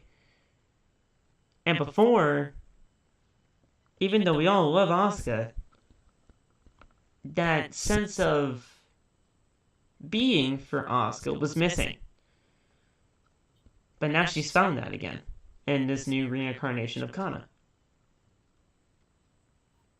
yeah. I mean, it was something that I was scared of because it was definitely like Oscar was definitely starting to trend into like that comedic character, especially with, like in those last few months of Vince being there. But I'm Yeah. happy Triple H is like allowing her to just go out there and just do this. And usually I'll be horrified seeing Liv tap out. I was clapping because I think I'm just more in the hunger for Oscar being freaking as awesome as she can be, you Yeah. know, at this point because I think even as like small as Liv's window was for her championship, I do think that Asuka has a chance to be like just the dominant force that she was supposed to be before Charlotte and all that stuff occurred. You know, I think she really can be champion for a very very long time and have like the respect of it, you know, and like if she continues to go down this route, which I don't see any reason why she wouldn't, because it's like 4 weeks in now and she's already freaking amazing. I guess we started at the Rumble, um, but yeah, I'm very excited for Asuka's future. I'm very very excited. Yeah. It's gonna be very interesting to see for sure, and I'm wondering if you're gonna have Asuka be this dominant force. I'm having her start the chamber. You know I what happened? I simulated this match on 2K and she made the last four people in the chamber tap out, and I was like, that would be so freaking sick Dude, I want if her to she have first that off. Shayna Baszler type run in the chamber. Yes, Do it like that, yes, man. Because yes. if you're gonna present her as this dominant force within the women's division, something that you just can't get away from because of this new side of Asuka and Kana, you have to make it look that damn good. Hmm. You just have to. And what better way to do that than to have a Shayna Baszler type run? Oh, I would love that. That would be freaking awesome. Holy shit, that'd be awesome. Now, the Shayna Baszler type run didn't actually work out for Shayna in the end, but you have to make it work out in the end for Asuka. I hope so. 'Cause, Like, damn, like, I really, really, really hope so. uh, that still irks me to this day. That Shayna did that so well in the Elimination Chamber, and then that happened at WrestleMania. And you got that terrible match that's happening on Friday. Oh yeah, Ugh, that don't God. even get me started on that. That Sheesh. I mean, and I they're don't even like. being positioned to possibly go after damage control into tag titles. So Oh, they're gonna win. yeah, I mean, Jeez. Jesus Christ. What? No negativity right now. Everything's fine. Yeah. Everything's fine. What the hell? Okay. Otis was eating a hot dog until he got approached by the Maximum Male Models and Maxine Dupree. And yeah, they're recruiting. So how about Ortiz? Hey, I'm with it. I don't want these two to break up. Listen, the only way this would work is if they please give Chad Gable some incentive to get angry and start winning some matches. 'Cause if I see that man get pinned one more time, I'm gonna punch something. Yeah. I can't take it anymore. I can't. He goes out there every week and gets pinned. Right. He's like, you know how long Roman's hasn't getting pinned? Gable's getting pinned rate is like at the same length as Roman not getting pinned. You know how nuts that is? Yeah. So as long as Roman has been undefeated, Gable has been defeated. He has not been pinned for over 1,000 days. Yes, and Gable is either past that or he's either well past it or he's about to. I read that weeks ago and I almost threw up in my mouth. I was disgusted.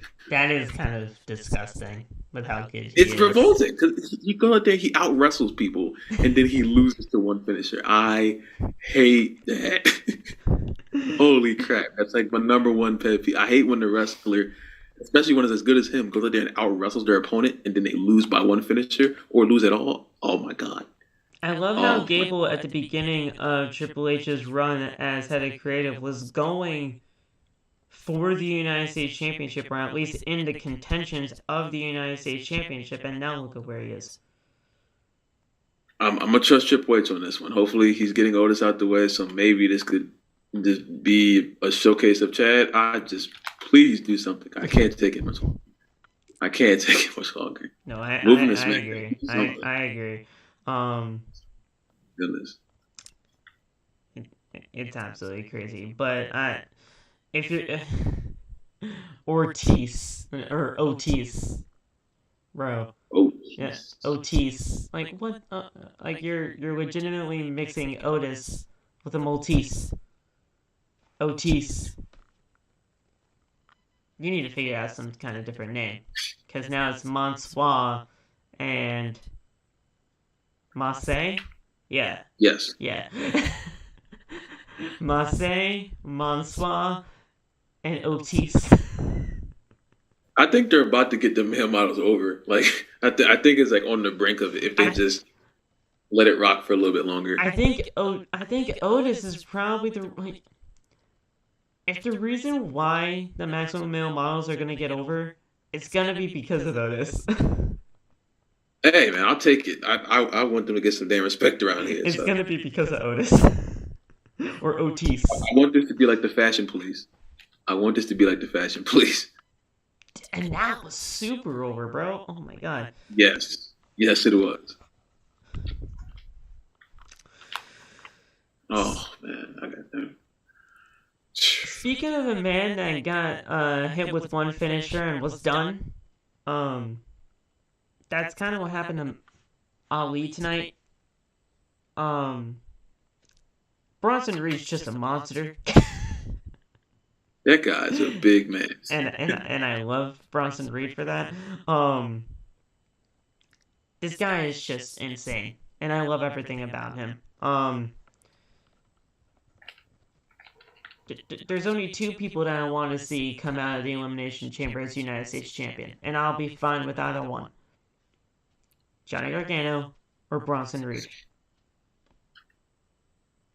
I feel you. Bronson's a fucking tank. I hate that. I hate that. I love it and I hate his finishes so much because he doesn't land with the knees. That's just full body on your chest. That's why I love it so much, bro. That looks like it hurts so unbelievably bad. Oh, it's freaking awesome, but I just imagine taking that and just not being able to breathe for a few seconds. And that's a huge dude jumping off of the turnbuckle. 330 pounds of pure beast from the top rope. Not the second, not the first or the bottom. It's the top. And he's jumping. Like, oh my god. Yeah, no, he's just not falling. He is jumping. You're getting all of that. Oh my god. And you see why that man's idol was Bam Bam Bigelow. Yeah. Yeah. Not only just because of the attires that he wears, because those attires are Bam Bam Bigelow just alone. Yeah. But just the way that he moves, the way that he is like, doing everything about his moveset, it screams Bam Bam, bro. Yeah. And if you guys actually haven't ever seen a Bam Bam match, I recommend you do. Because you look at Bam Bam's match and the structure of his stuff, and Bronson, it's legitimately identical, bro. It's insane. If you like Keith Lee, you will love Bam Bam Bigelow, man. That guy was flying around the ring. He didn't even look like he was supposed to be doing all that. I'll give a shout out to Keith Lee too. Yeah. Shit. I'll give a shout out to Keith Lee. Yeah. But only thing is though, I am definitely afraid for Ali because he's falling. He's like teetering on the Lacey Evans and Baron Corbin. Oh, he's almost dead in the water. I'm so scared because he's such a good wrestler. He started off hot when Triple H first got there. But oh my god, he's almost dead in the water. It's almost done. I don't think it's there yet. I think he's like he's on the tightrope now. I don't want him to. Goddamn jobber, bro. Yeah. Yeah. Not only when you're looking like one, but you're also, I wouldn't say performing like one, but you're being positioned to be one. Mm-hmm. You're not gonna last. And I don't want that to happen to him because I love Ali. It's just, if you're positioned to be in matches like this, nobody's gonna care about you. Mm-hmm. Well, except if you're Johnny. Johnny was probably pissed tonight. I gotta understand the sentiment in that one because it's tough. Yeah. Shout out to you, Johnny. We love you over there at the TTP. But hopefully better days are on the way, my man. Yeah. We just need something for Ali to gravitate towards, because at this point we didn't even see anything when it comes to the feud with Dolph. That was I did not like that. He just walking up to Dolph and just calling him a bum every day. Man. No, but they're still continuing it though for some reason. Like they showed the video package from earlier on last week. Oh, they did. They definitely did. Oh god. And that's what led to this match tonight. Because Bronson made an appearance and said, yeah, well, you're actually revolting over to him. Why don't you show what you got against me? And that's why we got the match tonight. Oh, great heavens. So, you're still doing something when it comes to Dolph. We just don't know. But yeah, Bronson got everything going there. He got the win. Whether you like him or not, you can't deny that he is just a beast. And I know some people that don't. It's a fucking tank right there, man. We then had a Miz TV segment with Seth Rollins. I thought this was actually going to lead to a match for Seth. But no, it led to a match for Miz. But everything about the whole Seth Rollins stuff was really good. But I have to ask,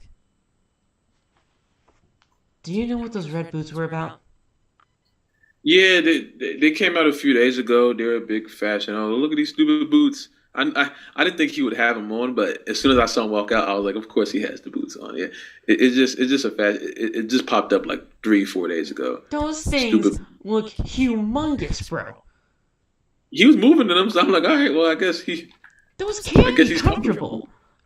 They don't look like it. I don't know what they're made of. They look like toys. It's ridiculous. I They look mean, like hard Fisher Price toys. I don't know how in the world he he got his was foot in pumping those. them up like John Cena shoes. I guess they're rubber. I think they're rubber, but they look hard. They look like plastic. You know. I guess they're You not. can walk on the moon with those suckers. Cause he like folded his ankle to the side, and I was like, oh, okay, these are not hard. I really thought they were like plastic. I'm like, why would you wear those? You'd be just clocking around, but it's just rubber. You can legitimately walk on the moon with those suckers. Like if somebody actually put those on as like moonwalking shoes when you're going up into outer space, I would not be looking at you any differently because those look like astronaut boots. Yeah, they look kind of crazy. I They look legitimately kinda- had no idea what those boots were. I'm like, those look ridiculous. But the fact of Seth Rollins being super over makes it look like he can just he can pull off anything and make it work. He's the best, man. That's freaking awesome. I'm so confused. I wish I like thought of it. Like I knew that he would wear them. It just didn't connect until he started jumping around out there. I was like, okay, of course he has the boots on, man. Did the boots just like happen? Was this like just a thing? It was 3 days ago, Oh, maybe less than that. It was all over Twitter. I'm surprised you didn't see it. I actually never saw it. No. Yeah, but That's why I was days so ago. shocked that I saw this man with big red boots come on. I thought Clifford the Big Red Dog was going to be coming right behind him. Yeah, that's it. Of course he has the boots on. Who He's making remember? it work though. He's not too bad. He made it work. I'm not. You know, bragging on his fashion choices. I mean, he's the drip god for a reason, but it just shocked me when I saw big red boots. I'm like, Jesus, Clifford, you Yeah, here? that shit's crazy. But yeah, this was absolutely a great segment, though. Whether you like or hate the Miz, you know he is going to, push a babyface's buttons, and that's exactly what Rollins did, talking about WrestleMania and Logan Paul, and yeah, this was just a great segment back and forth. I'm not gonna be able to do it justice, mainly because of the fact of how good Seth Rollins really is. Um, Miz says that it looks like Rollins is a little bit jealous, and Rollins says that he knows that listen, Mike, we know each other pretty well, but let's not go that route. Let's not go down that route. That would be pretty stupid. Miz says that he is certainly not stupid, and then Rollins says that he is certainly not jealous. So, the crowd chants loudly that the Miz is stupid, and Miz shouts that he is not stupid, that they are the only two-time Grand Slam champions in the company's history, and you're calling one of them stupid. You're calling one of them who actually main evented WrestleMania stupid, and that is just not right.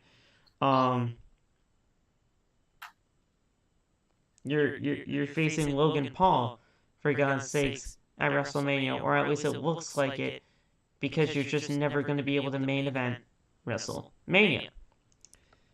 Rollins punches Miz in the face for that, and hits him with the chair.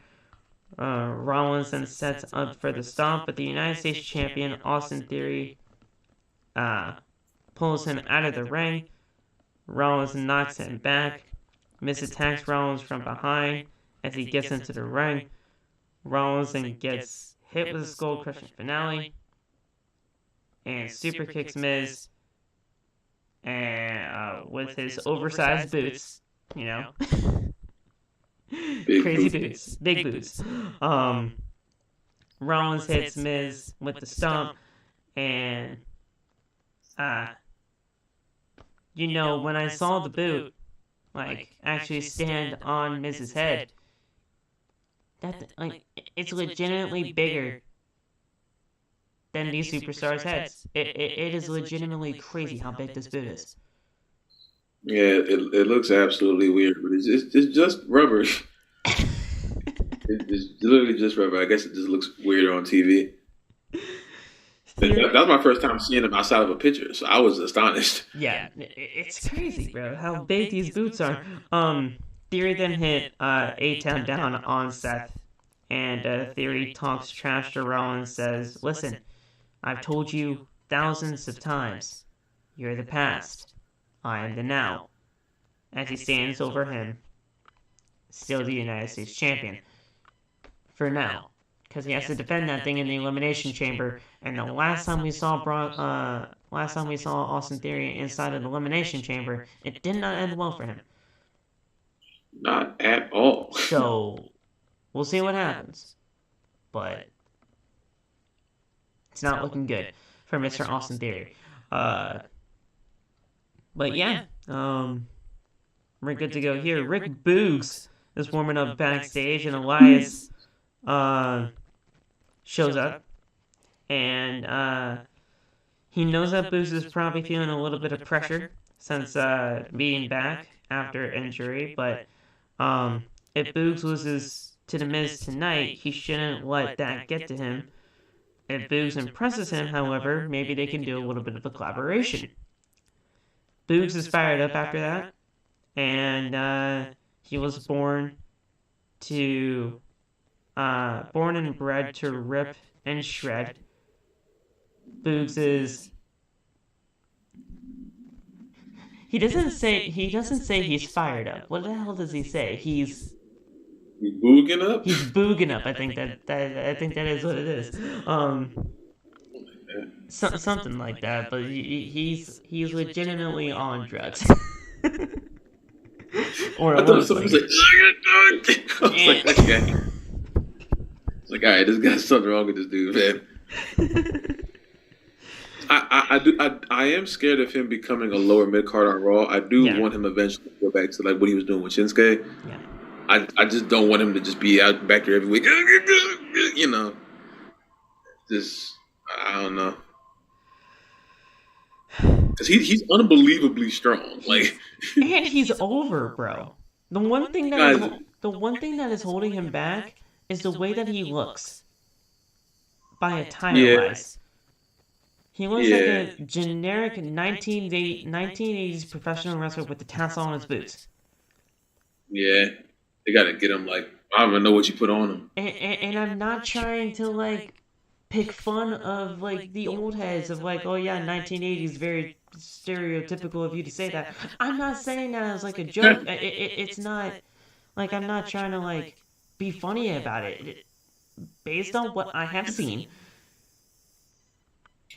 it just looks like something generic from that era. It's nothing bad. It's just from what I have seen. Yeah. I don't know what you put him in. I don't. But he's too damn big to be putting anything like. He's gonna look crazy. Have you ever seen him in his NXT days, though? No. No? No. That... He was known as... What was his name back then? It wasn't Boogs. It was a longer name than Boogs. His name was actually Bugenhagen. That was the full... Bugenhagen? Bugenhagen was the full version of the name. Bugenhagen. That's a name. Nice.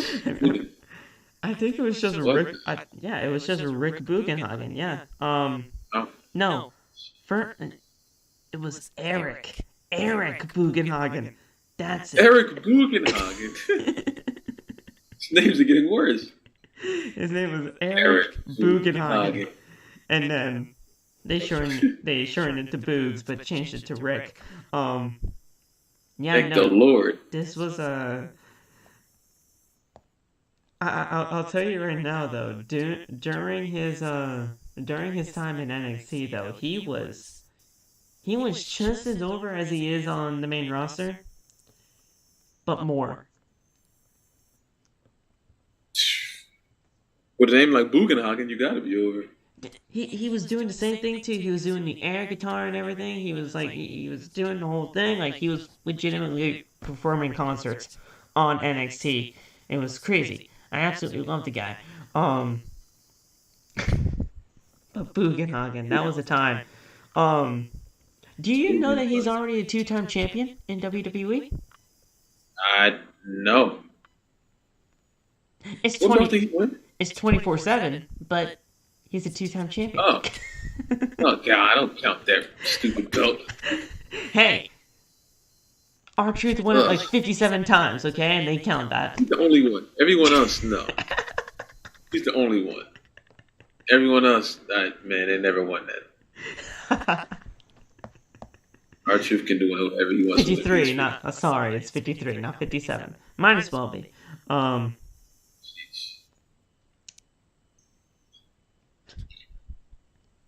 Jesus Christ, this is a... My God, that title, I'm so glad that title's still gone. I'm so glad that title's gone from existence, bro. Even if Nikki ASH threw in the trash and missed. Yeah, I understand her sentiment. I know what she was trying to do, you know. The effort was there. I love how in the notes it says Miz versus Bronson Reed. It wasn't Bronson, it was Boogs. Bugenhagen. I don't know how you messed that up though in these notes. How? Rick Boogs completely destroyed the Miz. As he should. He curled him 10 times. He did ridiculous. He did a curling of the Miz, bro. You know how hard it is to curl a grown man?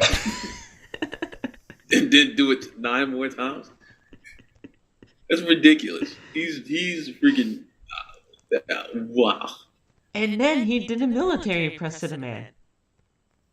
Yeah, there's something wrong with that. There's something wrong with that, dude. If anybody needs to be tested.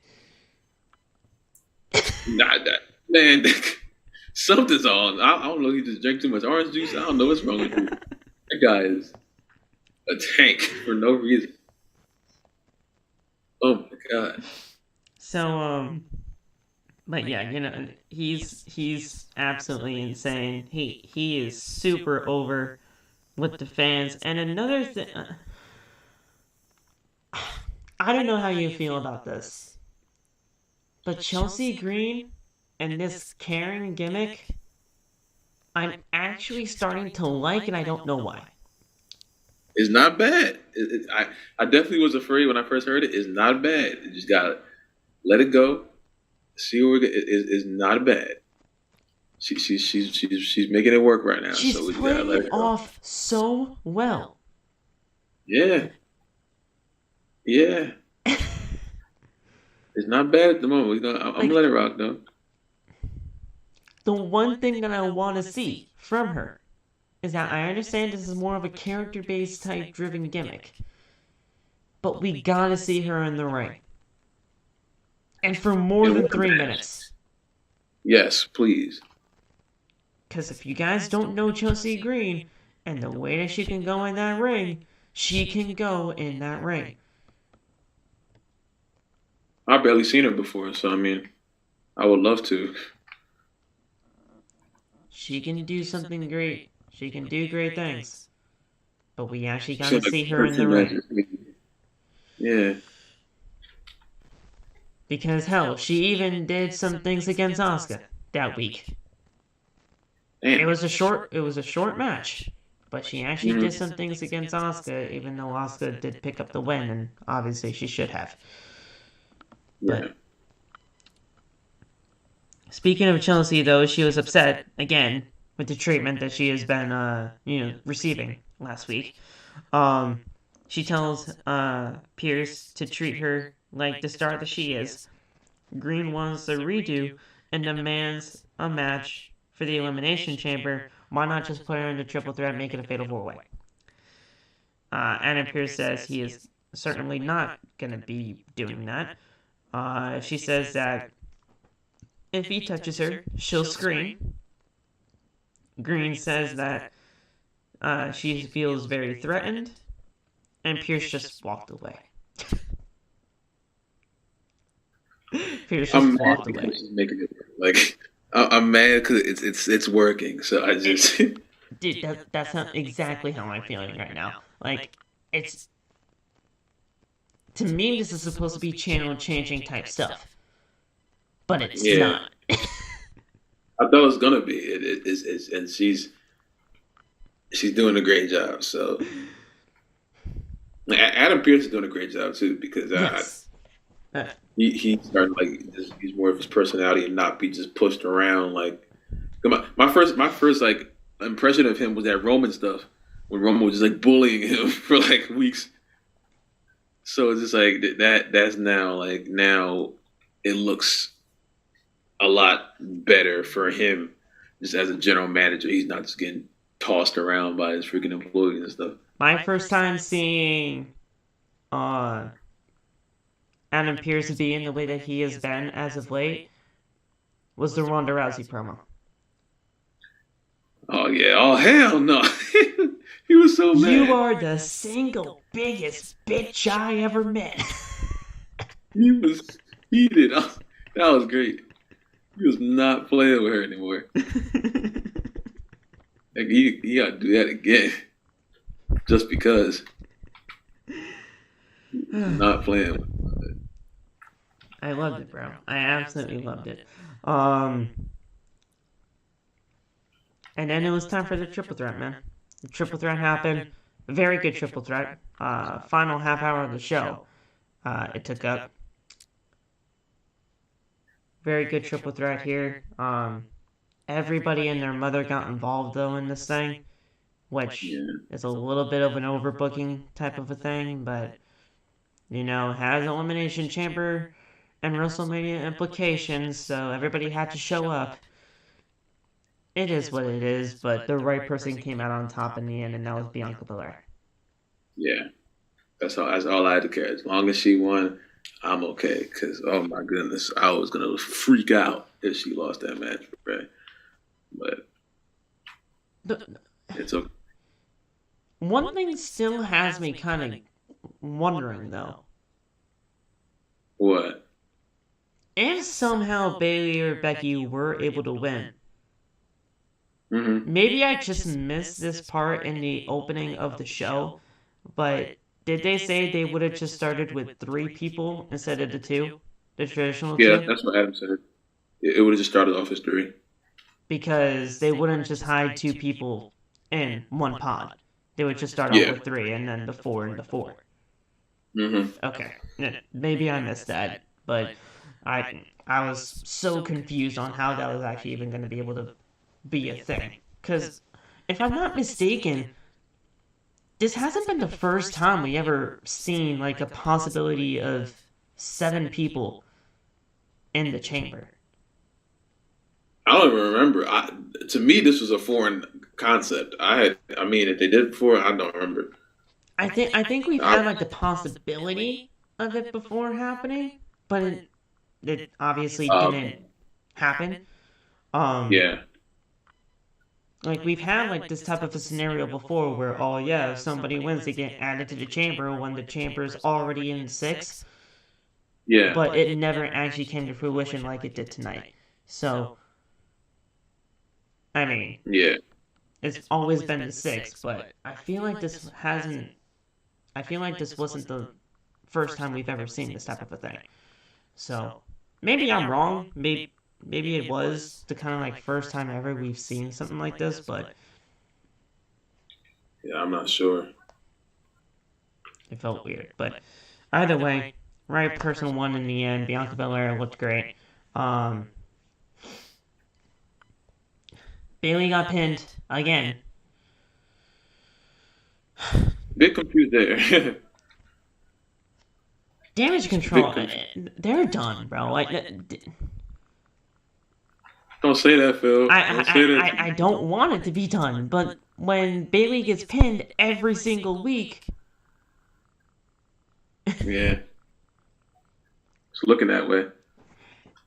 and the fact that Dakota Kai and Io Sky were out there, and they didn't do much to help out. Yeah. I felt so bad though when Raquel and Dakota were face to face. Mm-hmm. They Raquel tapped her on the shoulder to turn around for Dakota. She turned around and then she looked like to punch, but they didn't know what to do.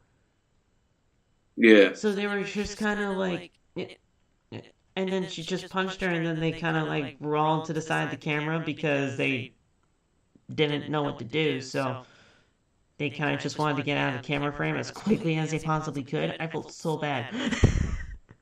I thought they were trying to do the thing like, I don't want to hit you because we used to be friends. I thought they were going to try to do something like that. And I was like, oh, okay. It didn't really like stick in my head like they messed up. I thought they were just trying to do that. I don't think they knew what they were supposed to do, so I think they kind of just wanted to get out of there.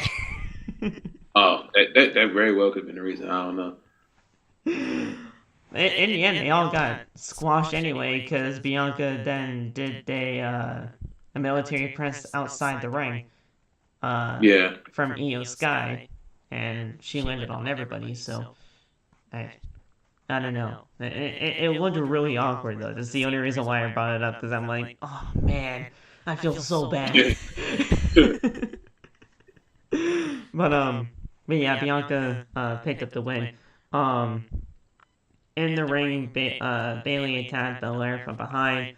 Lynch then attacked Bayley from behind, and then Lynch attacks both Bayley and Belair. Lynch hit Bayley with the manhandle slam. Belair caught Lynch right away, hit her with the KOD onto Bayley, and Bianca got the win. That right there, to me, those type of moves and finishes to me are so null and void. It's not even funny because Belair was winded at that point. Yeah. She was winded. If I was Becky, I'm staying on top of Bayley. Yeah. Because you saw her legitimately remove herself from the pinning predicament and roll to the outside of the ring.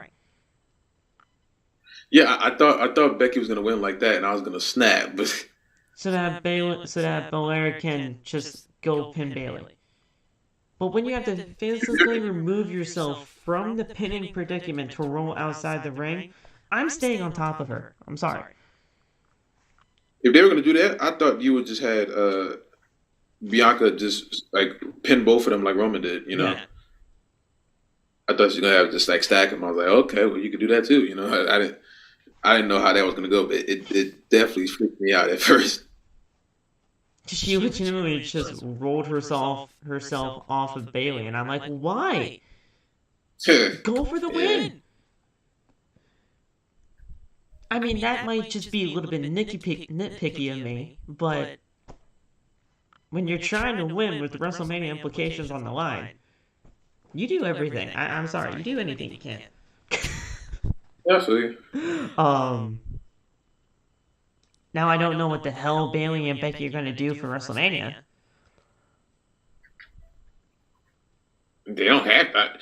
I still don't think they have to be in it, but I feel like they're going to put them in there, you know, just to do it. Because I thought what we were supposed to be getting was, I heard rumblings of a 6-woman tag at Elimination Chamber. Yeah, I was hoping they didn't do that because I wasn't down with Damage Control taking another big time loss, right. Especially with they still have the tag team belts on their waist. Yeah, but I mean, I don't know. I'm actually kind of glad that well, because here's the thing: if it was going to happen on Elimination Chamber, it would have been announced tonight. Yeah, or at least it most likely would have been announced for tonight. Yeah, I can't imagine they do it on SmackDown, but I mean, I guess they could if they wanted to. And you can't just announce that type of a match on a pre-show because it involves Lita and Trish Stratus. Yeah, you gotta. but at the same, I don't think it's even happening anymore because you can't build that up in one day, can you? Or they just say it like, "Oh, guess what?" I wouldn't build it up for only one day. That to me, when you're involving Lolita and Trish Stratus, Yeah, you're gonna build that up. And I don't want that to happen. Like, I just don't see Bayley and Becky not doing anything at WrestleMania. A lot of people don't have Mania implications. yeah. I think that's the thing that I never liked about Vince McMahon too is that it was like everyone was at WrestleMania at times, but other years it was like only certain people made it. It was just so back and forth. I'm still under the sentiment that I don't think everyone should be at WrestleMania. Right. It doesn't require everyone to be there. Yeah. To at least have a match. Now I understand it's 2 nights. Now with the fact that it's 2 nights, I think it opens it up a little bit more. But I'm okay with her being in there. I just don't want her to be in a championship picture, seeing that you have a whole bunch of women on that roster that deserve to have a little bit of time in that championship picture for a little bit, Yeah. just to see how that is. We know what Becky's done. We know what Bayley has done. You know what I'm saying? It's time for someone else.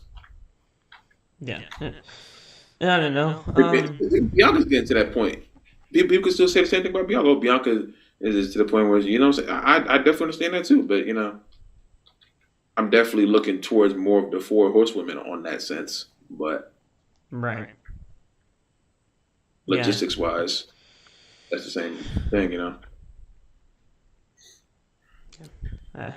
We'll see. We'll see what happens. After this, though, bro, after the Elimination Chamber on Saturday, 6 weeks. Let's get it going, bro. We're gonna... And 6 weeks is gonna go by quick. It's gonna go by quick. That's only 12 shows. It's only 12 shows. 6 Raws. Sounds like a lot. 6 SmackDowns. Gosh. It sounds like so many shows. Oh. Sounds like so many, bro, but it's actually gonna go by really quick. And I graduate around that time, so I'm like counting down for like 3 different things. Oh man. Goodness. Alright guys, well that's gonna do it for this episode of OTB. This was a lot longer than I thought it was going to be. But we're also trying to readjust here as we're doing it on a new platform. I hope you guys enjoyed what you did here tonight. If you did, hit the like, hit the subscribe. Tell us your favorite part of Raw tonight. Tell us what you're looking forward to heading to SmackDown. Tell us what you're looking forward to for the Elimination Chamber. Next time you'll see us is possibly tomorrow. I might have some stuff going on tomorrow, so I'll let you guys know if we're having a Tuesday's talk. But if we're not, the next time you'll see me is for the Dynamite post show.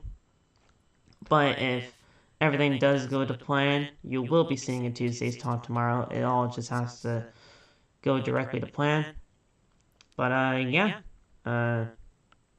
Loft, do you have anything to say before we get out of here? Other than Mercedes is the best? Mercedes number 1? Yes. Just watch both shows this weekend. Yes. Battle in the Valley. It's in. Okay. It's in the Valley. It's in. Gotta watch that show. I'm gonna be watching both shows at the exact same time. Yeah. Fight TV will be getting my $20 for that shit, so I gotta check that out. But yeah, just wrestling fans are having like the best 5-month run we've had like in years. So I'm really, really, really excited for all of this. So just watch some wrestling, man, and fuck the Eagles. Enjoy. Jesus Christ. Enjoy yourself, guys. This is the best part about being a wrestling fan when it comes to these final weeks in the WWE calendar, I like to say, because I feel like the Raw after WrestleMania is like a New Year's Day for us wrestling fans. it's a great time. It's a great time to be a pro wrestling fan now, guys, and who knows what the Raw after WrestleMania could be, man. Oh my God, that Raw after WrestleMania, especially in the Triple H era, I'm expecting big things. I'm expecting a huge debut, actually. I might tell you guys that in a little bit of an extra heading in. Maybe I'll record something on Thursday. Maybe I'll record something on Thursday. Um, but yeah, no, I have a huge. I got something cooking in the brain that hopefully Triple H could be working out for the Raw after WrestleMania. If it actually could work out, ooh, the possibilities of feuds that could happen. I hope you know where I'm kind of insinuating it, but if you don't, oh man, it could work wonders. I think I know, so I think I do. All right, guys. Stay safe, guys. We'll talk to you guys tomorrow. If not, we'll see you on Wednesday. Have a good rest of the night. Stay safe. God bless. And